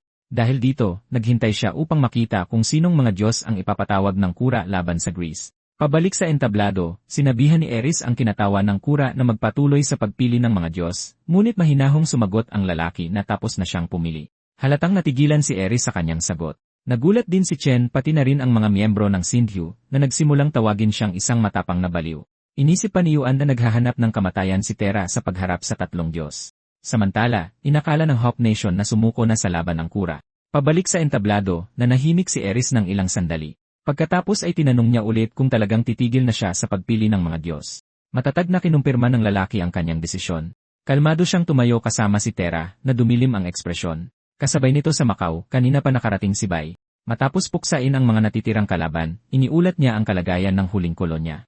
Pagkatapos ay pinanood ni na Fred at ng iba pa habang idineklara niyang nabawi na ang Macau. Nang marinig ang balitang ito, napuno ng kagalakan ang lahat sa kanilang panig. Kalaunan sa pahingahan, todo focus si Chen sa pagtawag kay Pangu. Habang nagsisimula siyang makipag-ugnayan sa kanya, isang Jade Dragon ang umikot sa kanila. Ipinagpatuloy niya ang pagsasagawa ng 9 Cycles Art. At di nagtagal, ang buong katawan niya ay nag-aapoy sa isang malakas na aura. Habang nangyayari ito, dahan-dahang nagiging solido ang anyo ni Pangu sa likuran niya. Pinagmasdan iyon ang pagtaas ng aura ni Chen, habang kinumpirma ni Yana ang kanyang C-rank. Gayunpaman, hindi ito huminto roon, at di nagtagal ay umakyat ang kanyang ranggo sa L-rank. Pagkatapos ay umabante ito sa A-rank, at sa sumunod na sandali, mabilis itong lumampas patungo sa triple A rank. Nasaksihan ang hindi kapani-paniwalang pagbabagong ito, hindi maitago ni Yana ang kanyang pagkagulat. Ngayon ay nag-uumapaw sa napakalaking lakas si Chen habang nasa likod si Pangu. Natulala rin si Yuan sa hindi kapani-paniwalang bilis ng kanyang pag-angat. Samantala, sa lugar ng Kura, nagginit-ngit sa galit si Toko sa bagong powerhouse ng Xia. Ang Holy Sun naman, naramdaman na kakaiba ngunit pamilyar ang aura ni Chen. Sa kabilang banda, nagulat ang mga Amerikano nang makita ang isa pang triple A rank sa lalong madaling panahon matapos ang pag-angat ni Fred. Samantala, sa templo ng Xia, nagpakita ang espiritu ni Pangu sa harap ng iba pang mga Diyos. Ang katulong na nakasaksi nito ay hindi napigilang tawagin itong isang himala. Tutal, si Pangu mismo ang nagpakita. Samantala, kinilala ni Chen ang La bilang katapusan ng mga mortal, ngunit naniniwala siyang malapit na siya sa banal na kaharian. Dahil dito, hindi niya napigilang tumingala kay Pangu sa likuran niya. Naisip niya na ang paggising ni Pangu ay nakatali sa tadhana ng bansa, kaya binuksan niya ang kanyang status panel para kumpirmahin ito. Tulad ng inaasahan niya, natuklasan niyang lumago sa 18% ang kanyang ugnayan kay Pangu. Pabalik sa arena, nayanig si Apollo sa bulok na kadiliman sa harap niya. Ang pinagmulan ng presensyang iyon ay si Yanmo, na lumabas mula sa katawan ni Terra. Pagkatapos ay mahinahong idineklara ni Yanmo na ang kalaban niya ay siya. Natigilan si Apollo nang makita siyang sumusugod, kaya itinaas na lang niya ang kanyang mga braso para harangin ang paparating na atake. Sa kabilang dako ng larangan ng digmaan, itinaas ni Terra ang kanyang espada at hinamon ang dalawang Diyos. Nang marinig ito, tiningnan siya ni Neptune at Vulcan na may halatang paghamak. Unang kumilos si Neptune sa pamamagitan ng pag-angat ng kanyang trident at pagpapakawala ng matataas na alon. Pinapanood ito ni Yuan at inoobserbahan ang galing ni Neptune na higit pa sa mas mataas na mga Diyos. Samantala, tinanong ni Toko ang kanyang katulong kung sino sa pagitan ni Neptune at Bozu ang may mas malakas na pagkadiyos. Sinabi ng katulong na pareho silang may merito, bagaman mas mahina ang pagkadiyos ni Bozu kaysa kay Neptune. Sa sandaling iyon, isang malaking alon ng tubig ang bumulusok patungo kay Terra. Tumugon naman siya sa pamamagitan ng mabilis na pagtaas ng kanyang espada at pag-atake. Sa isang atake, tinusok niya ang nagtataasang alon at hinati ito. Nagalit si Neptune sa kanya dahil sa pagsunog sa Abyssal Sea. Gayunpaman, umiti lang siya nang banggitin ang Abyssal Sea. Pagkatapos ay kinuwestiyon niya kung paano makakahadlang ang isang Abyssal Sea sa isang king-level god. Sumagot si Neptune sa pamamagitan ng pag-alala sa kanyang nakaraan bilang isang mahinang huwad na Diyos isang siglo na ang nakalipas. Kaya nagtaka siya kung paano siya umangat ng napakabilis at hinimok siyang ibahagi ang sikreto. Ngunit sumagot lamang siya na ang mahihina lang ang gumagamit ng paghina bilang dahilan. Nang hindi nagsasayang ng isa pang sandali, sumugod siya patungo sa kanya dala ang kanyang espada. Agad itong napansin ni Vulcan at dali-daling binalaan si Neptune. Gayunpaman, kumislap ang espada ni Terra, at sa isang atake, pinugutan niya ng ulo si Neptune. Sa kabilang panig, ipinagpatuloy ni Yanmo ang kanyang pag-atake sa bumagsak na si Apollo. Siya ay natalo at nagsimulang magtanong kung ano talaga siya. Sumagot siya na walang nakakakilala sa liwanag ng mas mahusay kaysa sa kanya, si Yanmo na isinilang mula sa kadiliman. Pagkatapos sabihin ito, sumugod siya at inutusan siyang tandaan ang kanyang pangalan. Di nagtagal, nagsimula siyang umubo ng dugo.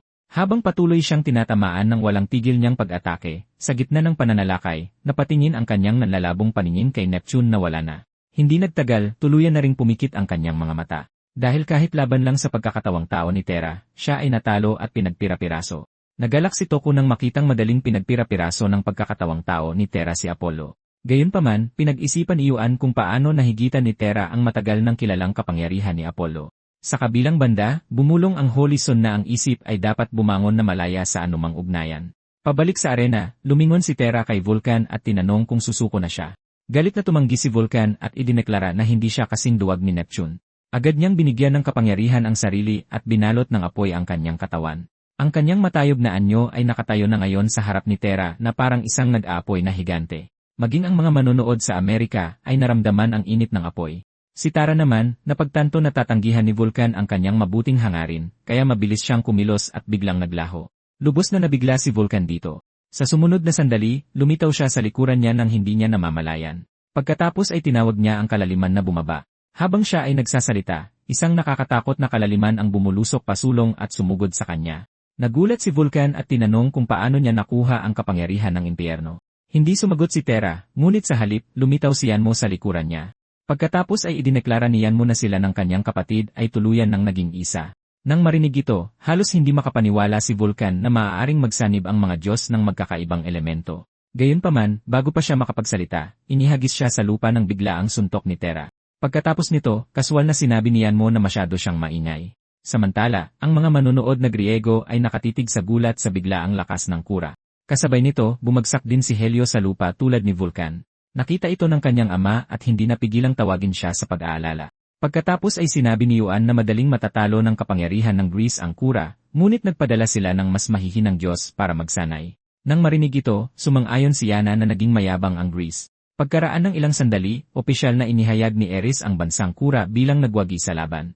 Pagkatapos ay idineklara niya na magsisimula na sa ilang sandali ang susunod na laban sa pagitan ng Xia at Sindhu. Maagang umakyat sa entablado si Chen. Habang naglalakad siya, sinabi ni Terra sa kanya na mabuhay at hintaing harapin siya. Nang marinig ito, tahimik lang niyang tiningnan ang kanyang papalayong anyo. Di nagtagal, idiniin niya ang kanyang palad sa summoning crystal. Agad na lumitaw sa harap niya ang mga imahe ng maraming Diyos. Sina Yuan at Yana, na agad na nanonood, ay naging seryoso. Sinuri ni Chen ang mga pagpipilian at mabilis na isinantabi si Chang, na may Diyos na kailangang kontrolin. Pagkatapos ay naisip niya si Feng Yu, na nagtataboy ng kasamaan, ngunit may kaunting halaga laban sa mga Diyos ng Sindhu. Kaya ang kanyang pinili ay ang natitirang tatlo, kung saan ang una ay ang White Dragon Horse, si Elo. Ang pangalawa ay si Hyun, na ang mga kuko ay tumatapak sa Primordial Chaos, habang ang kanyang huling pinili ay ang berdugong si Earl, kasama ang kanyang asong si Howl. Gayunpaman, naalala ng mga manonood ng Shia ang nakamamatay na dog god at pinagdudahan ang pinili ni Chen. Inisip ng ilan na si Elo lang ang mukhang malakas, ngunit masyadong bata para sa mga Diyos ng Sindhu. Pagkatapos ay nakita nilang yumuko si Elo kay Chen, ngunit nagreklamo lang si Hyun na gutom siya, kaya kinwestiyon ng mga tao ang presensya ng isang uhuging bata doon. Sa sandaling yon, tinanong ni Earl kung ginising sila ni Chen, at mahinahong kinumpirma ni Chen. Gayunpaman, sinabi ni Earl sa kanya na hindi na kailangan ng paggalang dahil magkadugo sila. Pagkatapos ay tumingin siya sa likuran nito at sinabing hindi naman talaga umalis ang kanyang Grandmaster. Sinundan ni Chen ang kanyang tingin at napagtanto na nakatingin si Earl kay Pangu. Nagulat siya rito dahil hindi niya inaasahan na si Pangu pala ang Grandmaster ni Earl. Ngunit naalala niya na ang Master ni Earl ay ang Jade Emperor na ang Master naman ay si Pangu. Bigla, sinabi ni Earl na hindi kayang gisingin ng kanyang kapangyarihan si Pangu, ngunit dapat niyang malaman ang mga sikreto. Kaya't dahan-dahan niyang binuksan ang kanyang pangatlong mata at itinutok ito kay Chen. Sa sandaling tumama sa kanya ang liwanag mula sa mata, agad na nakakita si Chen ng isang kakaibang pangitain. Tila umalis ang kanyang paningin sa Earth at lumutang sa kalawakan. Nakakita siya ng mga figura sa lupa at napagtanto niyang nag-project si Earl ng isang alaala. Pagkatapos ay lumutang siya pababa kung saan sa paligid niya ay may hindi mabilang na mga bumagsak na figura. Kaya pinaghihinalaan niya na dito bumagsak ang mga Diyos. Habang pinoproseso pa niya ang iniisip, bigla niyang napansin ang 3 pamilyar na figura sa malapit. Isa sa kanila si Zeus na nagsasabing hinahabol pa rin sila ng mga Diyos ng Shia. Sa tabi niya ay nakatayo si Odin, na tinutuya ang mga Diyos ng Shia bilang mga hangal dahil wala na ang kanilang kapangyarihan. Ngunit iginigit pa rin nilang habulin sila. Pero bago pa siya matapos, sumingit si Jehovah na sinasabing mahal ng Diyos ang sangkatauhan.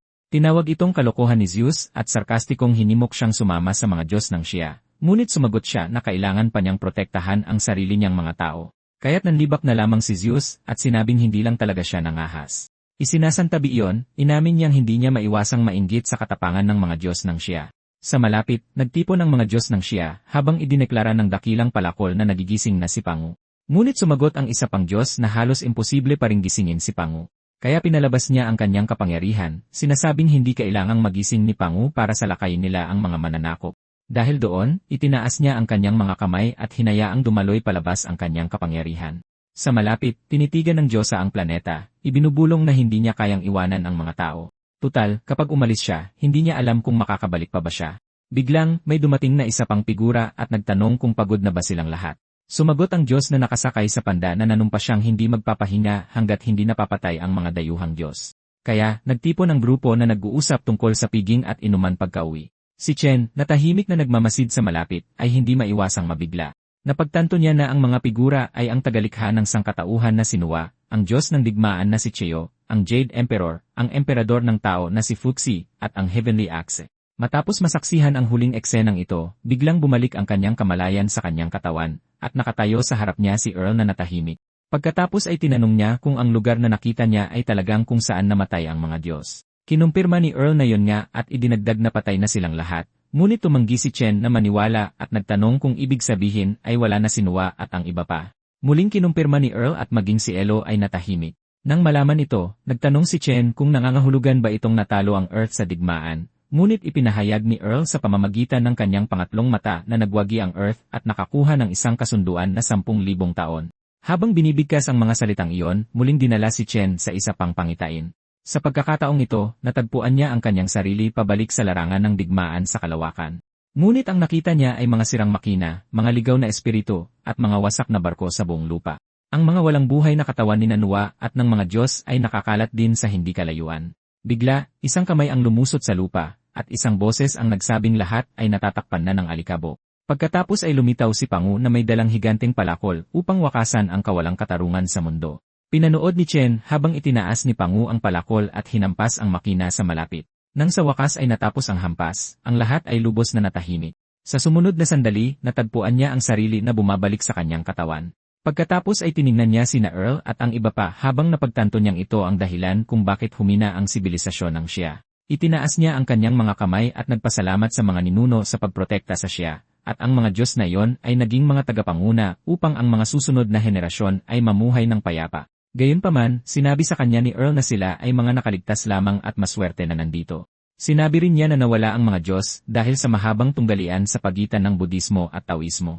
Habang nagsasalita siya, hindi niya maiwasang tumingin sa walang laman na espasyo sa kanilang harapan. Ngunit mabilis siyang natauhan dahil alam niyang walang saysay na pag-isipan ang mga sinaunang bagay. Kaya tinanong niya si Chen kung bakit niya sila ginising. Pagkatapos ng maikling katahimikan, isiniwalat ni Chen na ang Arena of Elrenie ang nagpasya sa kapalaran ng bansa at nakatakdang labanan ng Xia ang Sindhu. Kaya, ipinatawag niya sila upang talunin ang Sindhu at palakasin ang tadhana ng Xia. Nang marinig ito, mabilis na nagboluntaryo si Earl na labanan ang mga kalbong monghe ng Sindhu. Gayunpaman, huminto siya matapos mapansin na nagbago ng format ang kapangyarihan ng insenso. Nakita niya ang banal na araw na inaabot upang hawakan ang summoning kristal. Habang tumutugon ang kristal, maraming banal na figura ang lumitaw sa kalangitan, lahat ay naghihintay na mapili. Kabilang sa kanila, napansin ng ilang manonood ang imahe ni Shiva. Mabilis na napuno ng kasabikan ang Sindhu nang makita nilang ginising siya ng banal na araw.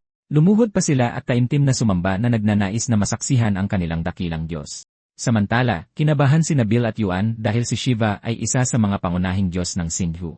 Nagnalit-ngipin si Bill, sinasabing ang kapangyarihan ni Shiva ay naglalagay sa kanya sa hanay ng mga pinakamataas na Diyos. Alam din ng mga mamamayan ng Xia ang lakas ni Shiva, kaya nagtaka si Yana kung paano tutugon si Chen. Pagkaraan ng ilang sandali, tumayo si Chen sa harap ng mga ipinatawag na Diyos ng Sindhu na sina Shiva, Numen, at Peng.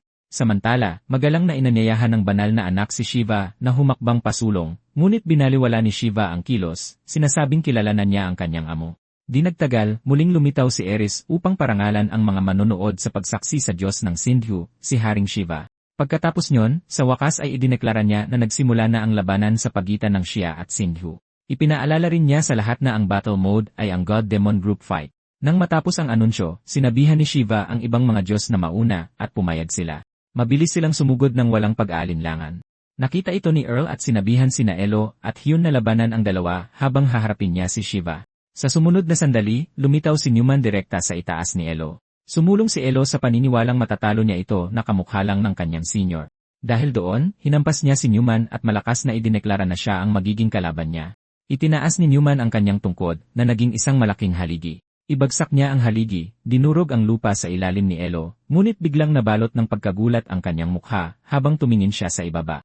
Nakakita siya ng dalawang dragon na lumitaw at sumusugod sa kanya. Dahil sa biglaang pag-atake, tumilapon pa siya paatras. Kaya pagkatapos lumapag, kinuwestiyon niya ang napakalaking kapangyarihan ni Elo sa kabila ng pagiging maliit nito. Sumagot si Elo na itinuro sa kanya ng kanyang mga senior ang lahat ng kanilang mga pamamaraan sa paglalakbay pakanluran. Kaya, ang isang peking Diyos tulad ni Newman ay hindi kailanman makakapantay sa kanya. Sa pagbanggit sa senior ni Elo, tinanong ni Newman kung sinasabi niyang magkamukha sila. Samantala, sa kabilang panig ng labanan, tiningnan ni Hyun si Pung at inakalang masarap itong karne.